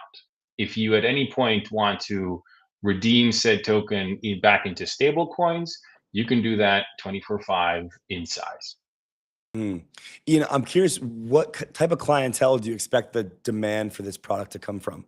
Or like when you guys were scoping this out as something to really push forward as part of the Ondo roadmap, like what is the market segment of the world that you're like, this product is definitely for these people and this is why? I'm curious, is it like people like us who are like, pretty native on chain? Is it more people that are like crypto curious? Is it larger investors, institutions? Like who is the market segment that you anticipate to, soak up a lot of this, of the demand side of this product? Yeah, we expect there to be quite a large retail audience, quite frankly, that historically, globally has really struggled for access into US capital markets, right? If you look at, there's a lot of talk right now about stablecoin and it being a better mousetrap to get access to the US dollar, which we would agree with. The same thing is going to be the case for tokenized stocks and ETFs. It's a much easier way for a global audience to get access to US capital markets. And people fundamentally underestimate how large that population is and how large that untapped demand really is. Like brokerage outside the US, there's a lot of minimum balances you need to hold. Yeah. You get absolutely ripped off on the fees. You may not even have the products available in your brokerage platform that you want. You can't buy them 24/5. There's a lot of limitations right now for global investing. Whereas at the same time, you've got 400, 500 million people who have a crypto exchange account, a crypto brokerage account, essentially, that are willing and wanting to hold crypto, but that would love to get access to US stocks in a much more straightforward way. So we fundamentally believe that the same audience that has figured out that a stablecoin is a nice way to get access to the US dollar, at some point will figure out that tokenized stocks and ETFs are a very nice way to get access to US capital markets. But even for a US audience, quite frankly, because I get this question a lot, okay, I'm in the US, I already have a brokerage account, like why care, right? Yeah. But even there, I have multiple brokerage accounts. I can compare and contrast the two. Some brokerage accounts give me 24/5 trading, which is really nice. But then if I want to take margin on that platform, I can only do it to invest more. I can't actually take it off platform into my bank account if I ever need a mortgage or whatever, right? Other brokerage accounts do offer that, but they don't have 24/5 trading, or the rate I get on my margin is absurdly high. I would love to just have my stocks in tokenized form, move them between platforms, even maybe have one investment account where I have both of my crypto and my stocks in one place so I can get margin on both at the same time. And if I don't like the margin in that particular platform, I'll go shop it around on DeFi or wherever the hell I want, right? Yep. It's almost like what a stablecoin did for your bank account. I think most people would agree a stablecoin is actually a better mousetrap than a checkings account because you can send it wherever you want 24/7 and you can use it in DeFi. Same thing for tokenized stocks and ETFs. And I would argue it's even a bigger leap forward because at least with a bank account, I could easily send money to you or wherever else. With a brokerage account, I mean, you can transfer stocks between your accounts, but it is not an easy process. Yeah, as you mentioned. Yeah, I think there's like one interface for, I think that's where we're going, right? I think that's like what the race is for Robinhood, for all these different places, is like one interface, your entire financial assets that are like basically like let's just call it like your digital assets, which is basically everything that isn't real estate, land, physical metals, et cetera, commodities, all in one place. And one part of this that I think is that I've grown a thesis on and that I've seen slowly play out is that I think private credit is one of the dark horses of the RWA market that is like set to really, if you look at like the at the pie chart on RWA.XYZ, out of the 250, or sorry, it's a significant number. I don't want to butcher it. It's a very small slice of the pie, probably less than 4 or 5% right now.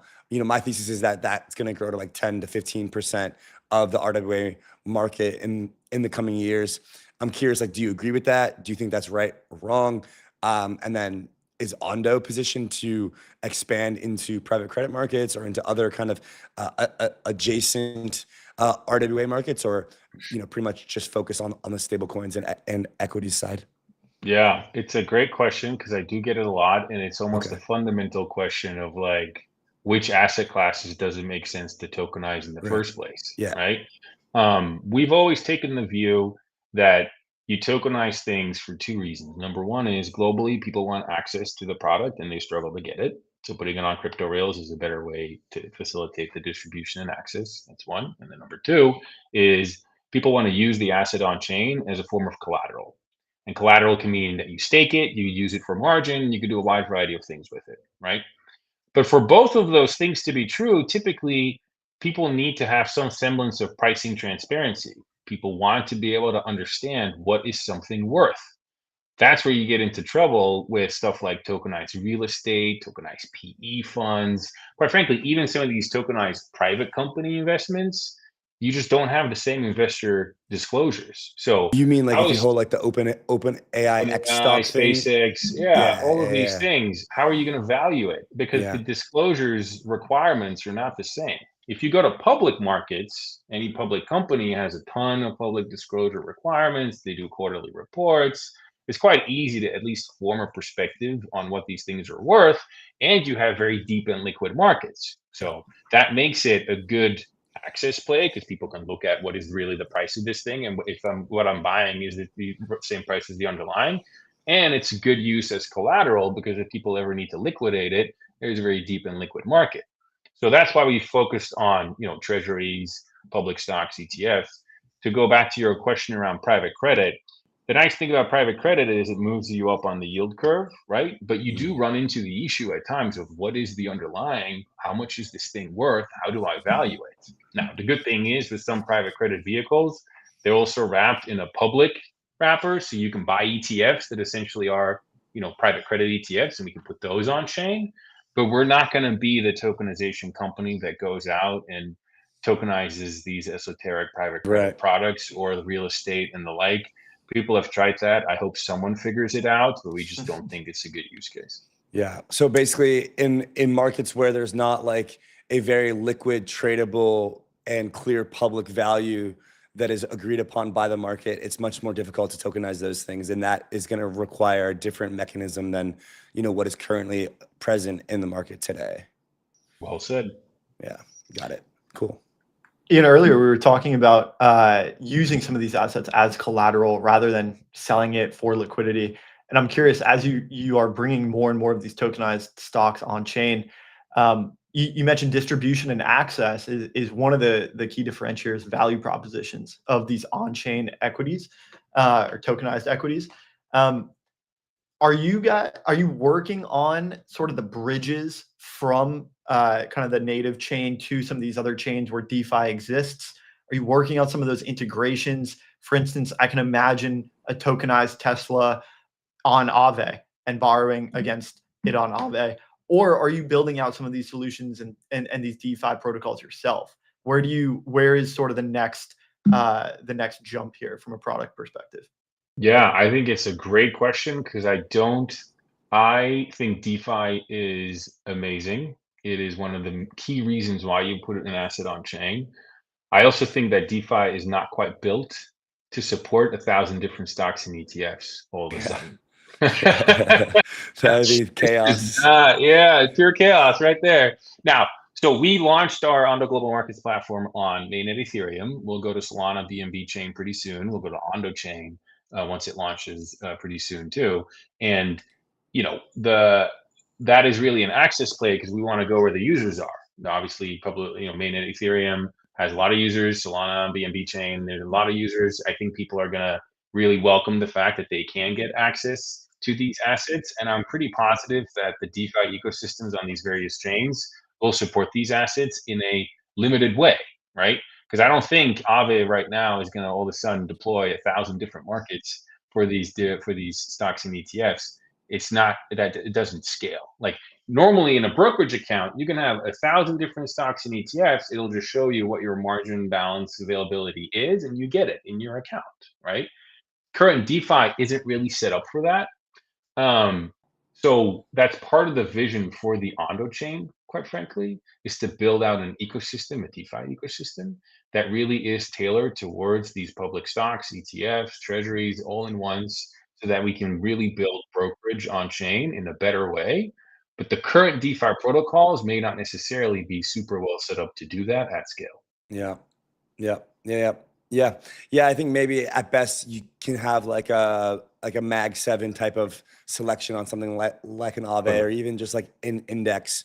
I don't, individual stocks, as you say, like even on Aave today or most, suitable lending markets, there's a selection of, 10 to 20 crypto assets that are deemed, reasonable to borrow against, right? And so to extend that to equities is a whole nother kind of level. Kind of on a tangential note here, Eric Trump slowly becoming a main character in crypto Twitter somehow, dunking on people for calling for ETH to go lower, pumping Bitcoin, celebrating shorts getting blown out, all sorts of stuff. I saw he was present at the Ondo Summit last year, or maybe it was earlier this year in New York City. Also recently saw him on an interview talking about how banks are basically losing, like that the current setup with banks is failing, that they can't process transactions on the weekend, all these types of things. I'm just curious, like in your interactions with the, with the World Liberty Finance people, Eric Trump himself, like what has been their driving force, or what has been their, like what is that interaction like, speaking with them? Just like generally curious what you can share your experiences, and feel free to share whatever you feel is relevant. Yeah, I mean, they've become quite public in why it is that they're building what they're building, which in part is because obviously the Trump family experience with getting debanked, and the current system, quite frankly, not really being in service of everyone and not operating 24/7. I think when we had them over at the Ondo Summit already back then, which was in February, that vision was very clear, and that is why they're building what they're building. So it helps quite a bit if someone with that public stature, etc., is spreading that narrative, which I think is true, and as to why Ethereum in the first place, why DeFi in the first place.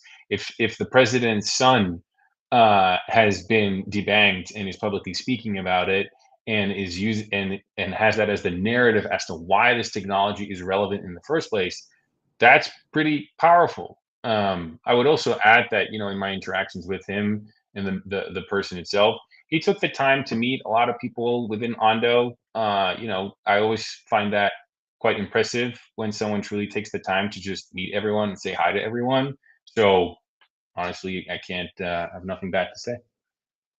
Beautiful.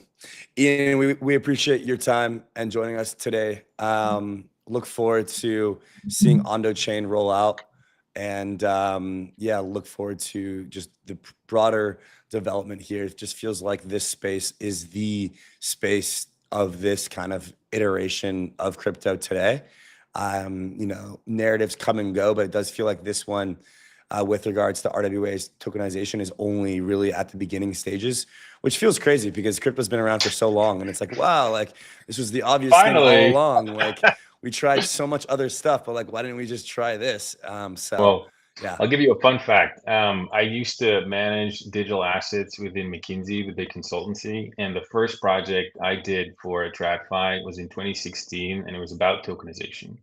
So already back then, it was what can we do with this technology? Obviously, since then, it hasn't really played out as fast as what a lot of people thought. I do think this time is different, in part because you have a lot of stablecoin liquidity out there. on-chain adoption is real. The whole concept of tokenization to facilitate access to an interesting asset for a global audience. DeFi exists now, it didn't exist back then. So I think the time really is now to start moving all of this stuff on chain. The adoption will probably take slightly longer than what we think, but I think the primitives truly are getting built right now. There certainly is lots of momentum. And you guys are pushing the space and RWA space forward as a whole. So thank you for that. Keep up the good work. Ian, thank you so much for coming on. And we'll see you next time. Yeah, Sounds cheers, great. Ian. Thanks, man. Bye. Speak soon. Thanks. Congrats on Ondo. Alrighty, guys. That is the state of tokenization and RWAs from the perspective of Ondo. Stoked on just the growth there from all sorts of angles. Really, from my perspective, like, this stuff is interesting. It's exciting, but it's not as fun as like the degen yield farming or the crypto native stuff. But it's, unironically, the thing that's going to push us forward much more than probably from a narrative perspective, from a capital perspective, and just from like an adoption perspective, more than any of the other current concepts in crypto. Guys, Andy's the degen of the Rollup. He doesn't find this RWA tokenization stuff particularly fun, interesting. I mean, if it translates to number go up, there you go. That's what's fun and interesting. And ultimately, the institutional wave coming and rising tide lifting all Every time I boats. hear tokenization, I just think money rain. Look, that is the numerator, right? Every asset getting tokenized is growing the amount of assets on chain and therefore growing the numerator. So you can do the money rain one more time before we get our next guest up here, 𝘗𝘂𝘬𝘂. I think I'm saying that right. Founder of Wave Digital Assets, another institutional player in the space, a leading advisor for digital assets and bringing together smart capital strategies. We're unironically an advisor to 𝘰𝘭𝘵 according to his Twitter. Also a prominent LA technology entrepreneur who has experience, a serial entrepreneur, former music promoter and manager, and advisor in the crypto and music technology space. Guy has been on some pretty big platforms, and recently unveiled a samurai sword in 2022 next to Charles Hoskinson. So that's what's going on there. And yeah, let's get Les up and let's hang out. What's up, Les ready? I think Les may need just another minute to set up, but I'm checking out Wave Digital Assets because they have a whiskey and bourbon fund right next to their NFT fund. I mean, pretty interesting to see the variety in some of the fund theses that we've had on the show. Ether5 Ventures, Dave, of course, from Ether5 Ventures, had a pretty spot on hyperliquid EVM, hyper EVM strategy. Pretty core thesis there. We're going to hear what Les's Wait. So you're telling me Les is involved in whiskey companies? We have to hear about this. We're about to find out. Les, welcome to the show. Les, welcome up, man.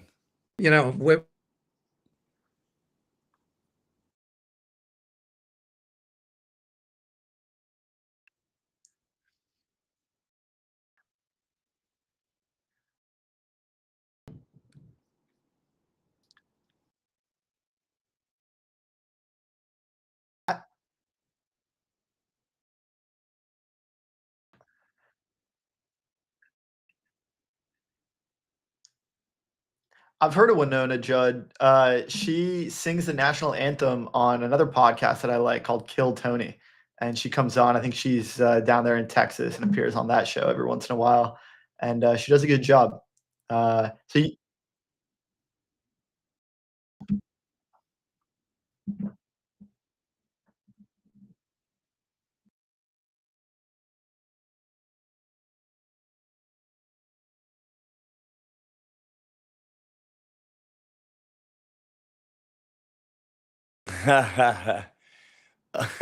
Les, you I'm have gonna have to fact check that. We'll report back by the end of the show here, Andy.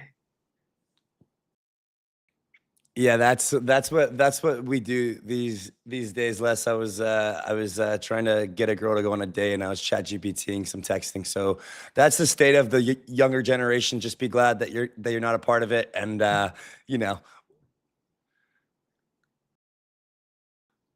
Oh, I know. All right, you're cool, Les. You're cool.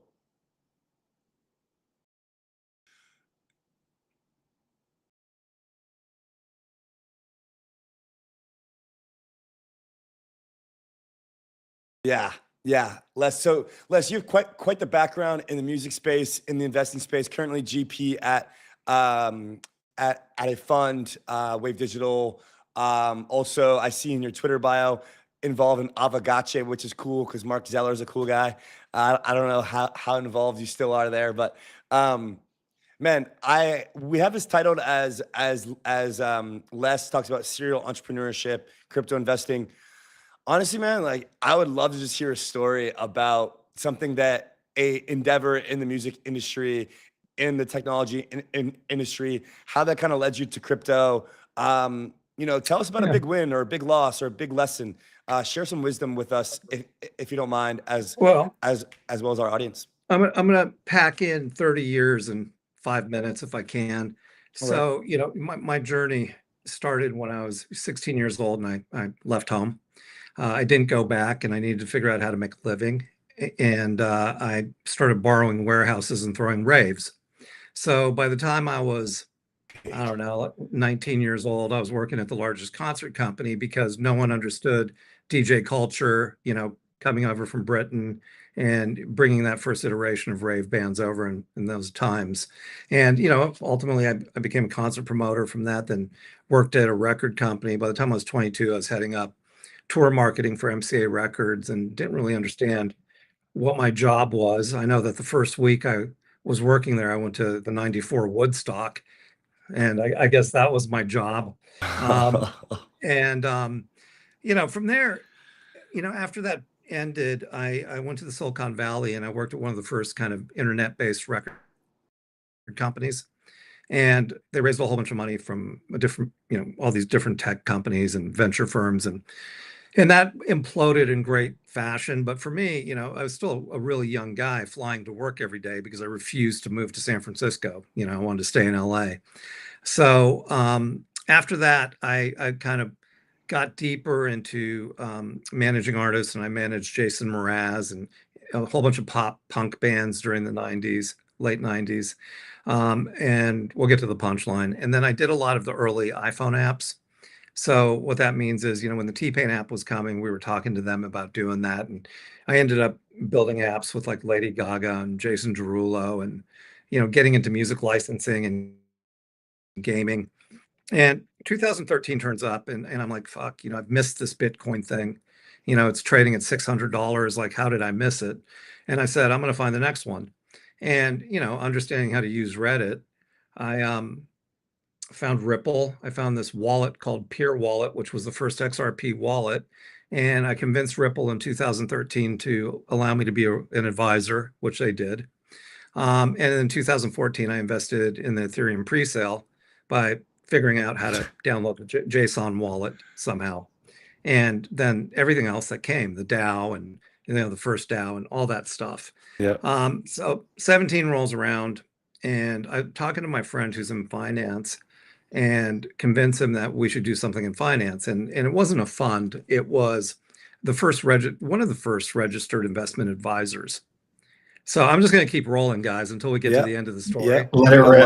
I'm loving it. So I'm just going to let it rip here. Fuck yeah. So, when we first started the company, it was on the heels of the insanity of 17. And, we were traveling around the world and getting a sense. And it was really just like three things that we did. We invested in a bunch of like crypto startups, but we also had early products because we followed this regulatory path. First as an RIA with California, and then, with the SEC.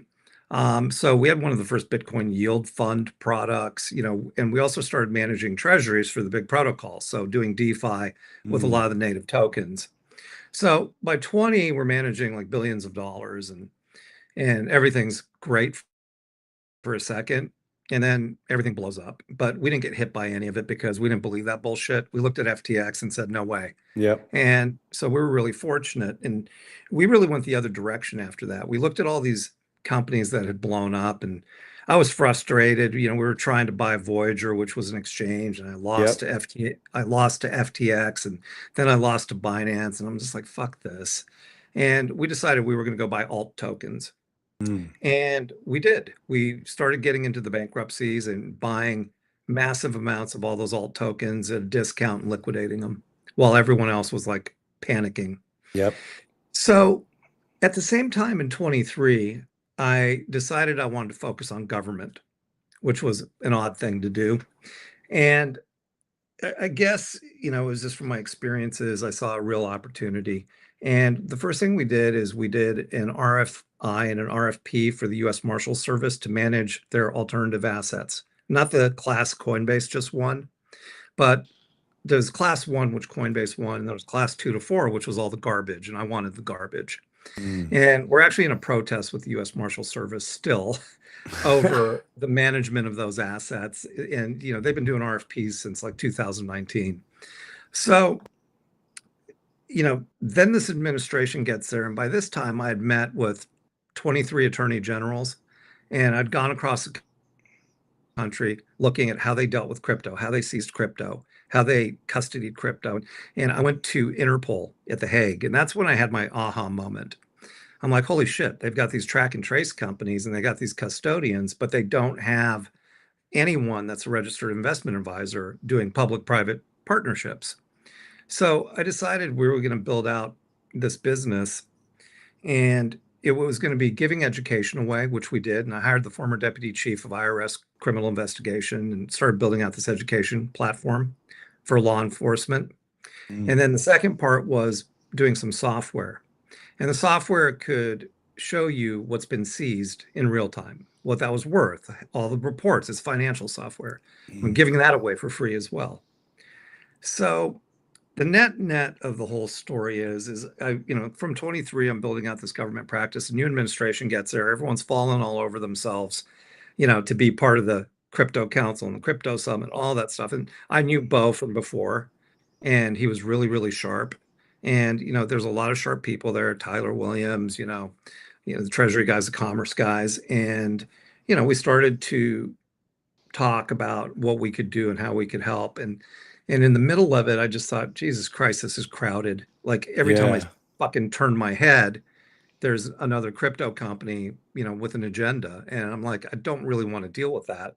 So I went back to the States, and I started meeting with everyone at the state level who was touching crypto. So what happened was, to get to I feel bad. I'm like fucking talking. Dude, so I'm much. loving it. You're doing great, Les.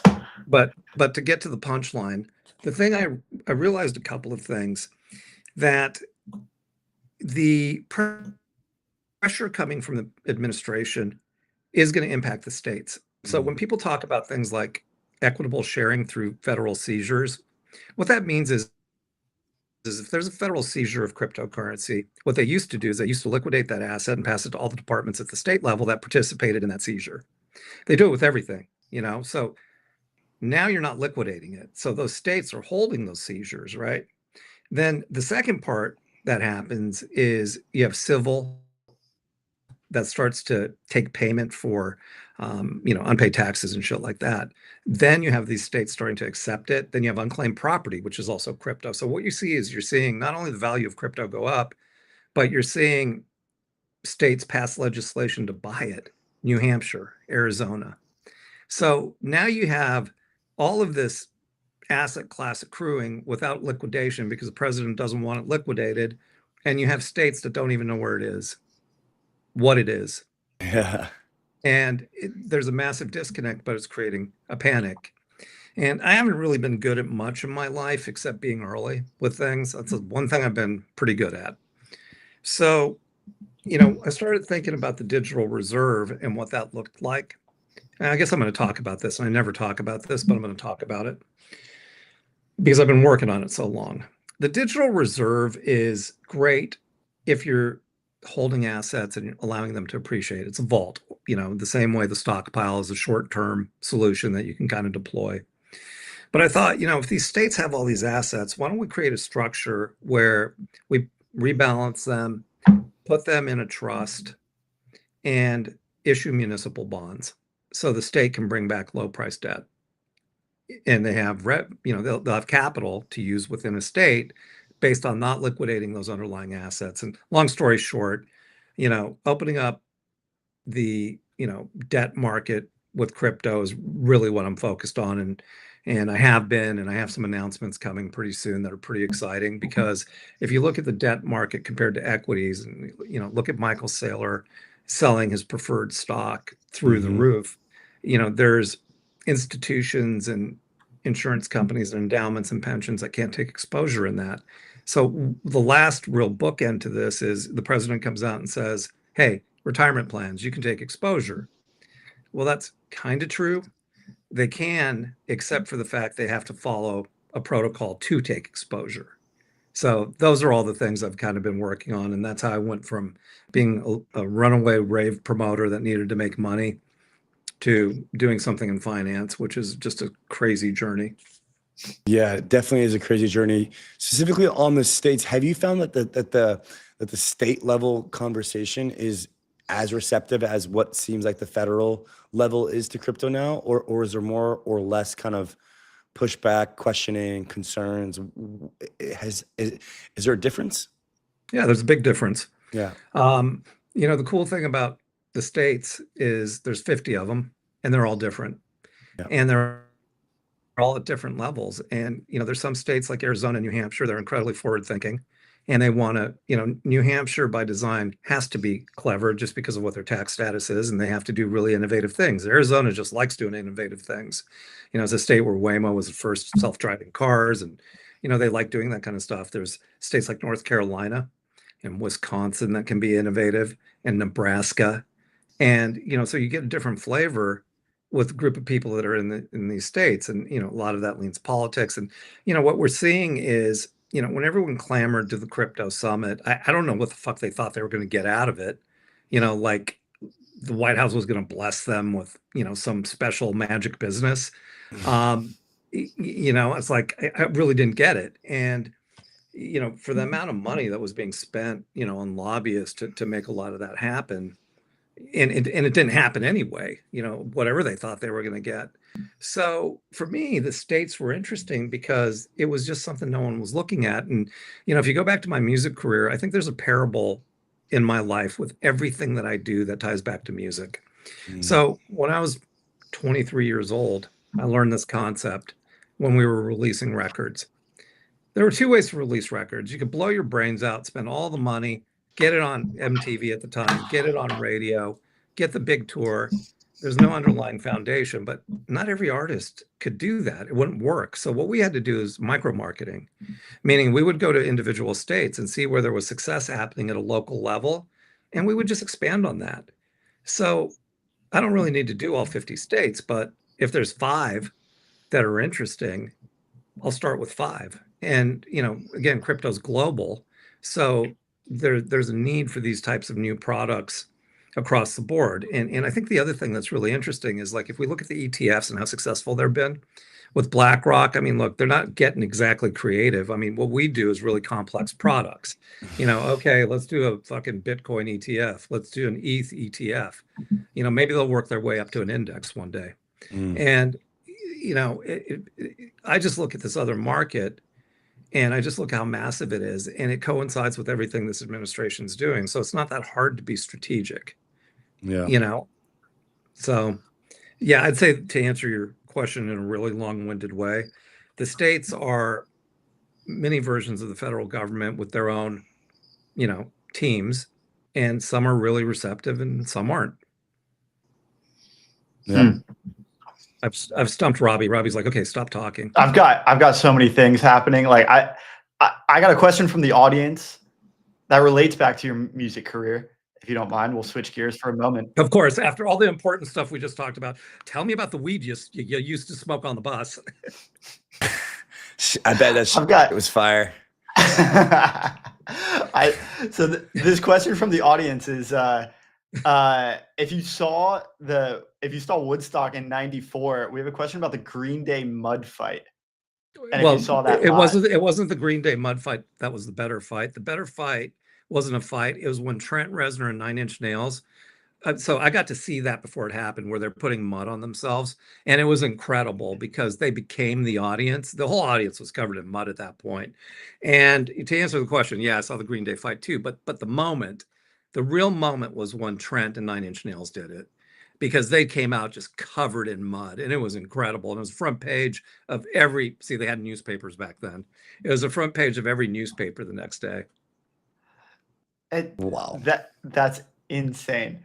Especially to go from that into one of the just most prominent asset classes now at one of the highest levels, and become advisory to that. And so through the transition, you also mentioned working at some of the government official statuses now. When you see someone like Bo was in the he was in the administration, he has since left. What do you see as sort of we're not going to ask you to predict the future, but the evolution that this is on the trajectory of, right? When we're looking at integrating these systems into some of the highest levels of government, do you have some advice? If you were in the position that maybe Bo or David Sachs was in, how would you advise the current administration to incorporate the technology and these products into what they have access to? Well, look, I was fortunate. I got to sit with Bo before he ever even was in the job. And, we got to talk a lot about different things. And, I don't think it's about advising government. I think it's about executing. And if you have a solution, hopefully they adapt it. And that's the difference. I'm not really in the business of legislation. I'm in the business of execution. And I think legislation is important, but I just don't want to be part of it. I want to do things that are good by giving education away or giving our software away for free. Because if you don't have a baseline understanding at the federal government level or the state level, then what are we actually fucking doing? If you can't explain to someone what DeFi is, or how, a stable coin works and why that's good for the dollar, or how the peg works, or how it can be a treasury, whatever, it's like if most of the people who work in government don't understand that, there's no advising anyone, because everything in government, at the federal level is based on consensus, and everyone has a different opinion. So it's an incredibly tough job for those guys. But if we break it down by agency, my biggest goal, because I'm not a real fan of the U.S. Marshal, I don't think they should be touching crypto. They've been inept since the beginning of the process. And it should be with Treasury, because Treasury has good people.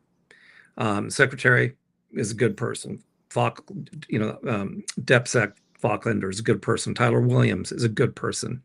They understand the asset class. Tyler came from Galaxy, Yeah.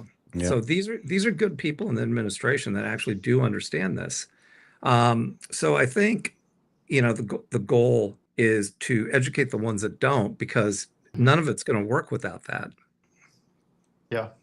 And this has been a somewhat of a partisan issue, but when you really get into the nuts and bolts of it, it really doesn't have to be, right? Ultimately, this is about upgrading the technological and financial technology that underpins a lot of this country's economy.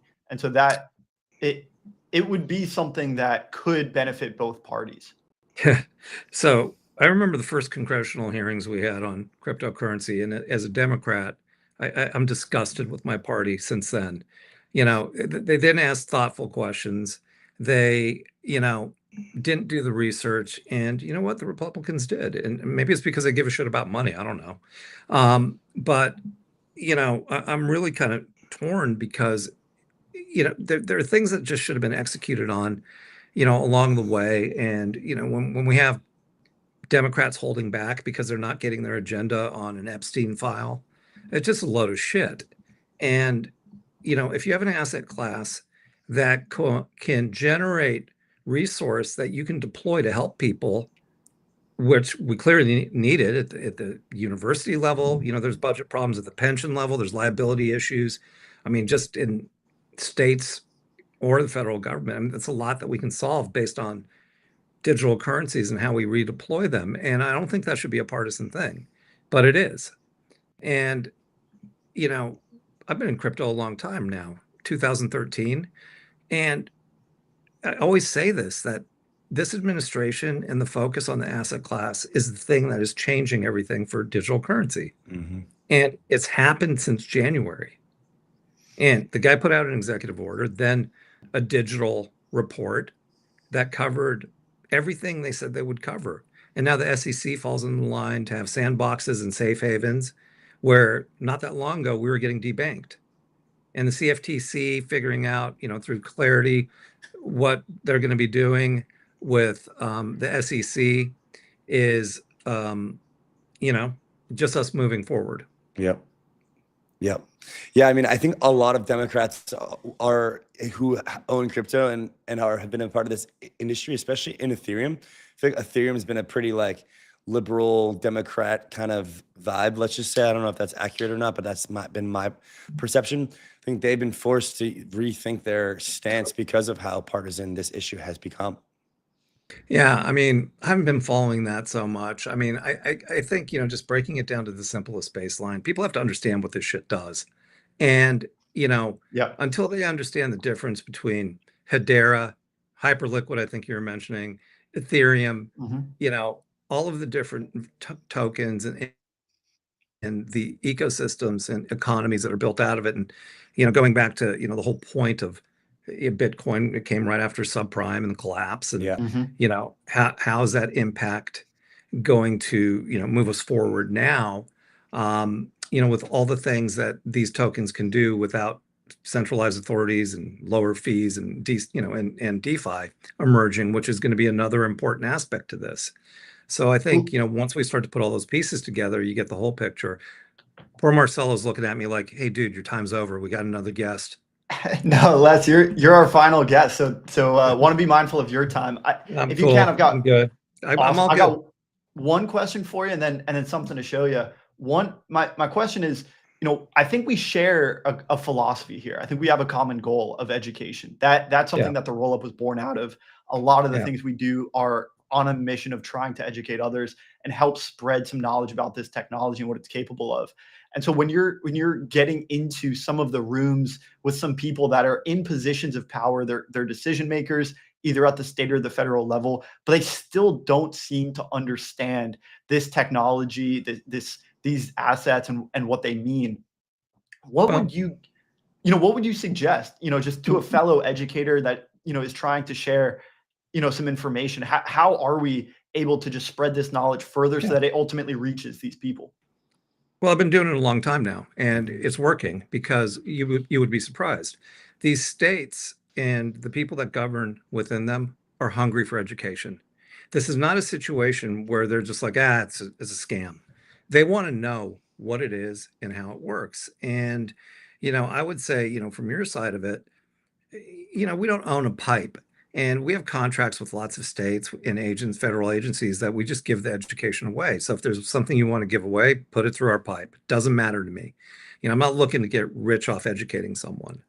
And, you know, the part that's really incredible is just how receptive everyone has been.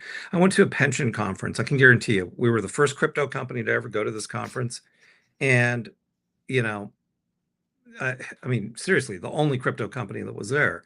Yeah. And, you know, when the president says pensions, you know, retirement funds can take exposure now, I'm like, okay, let me see where we're at.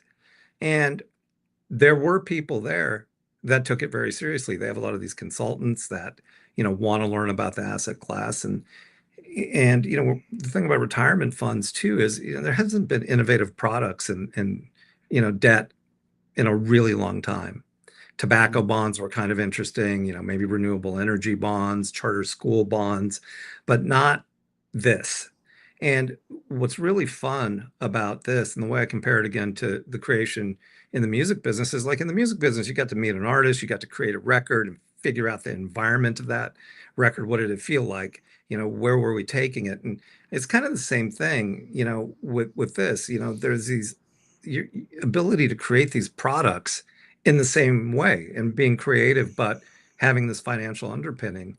And when we start to think about like what diversified products look like, and using crypto, non-correlated assets, connected to traditional real estate bonds or something.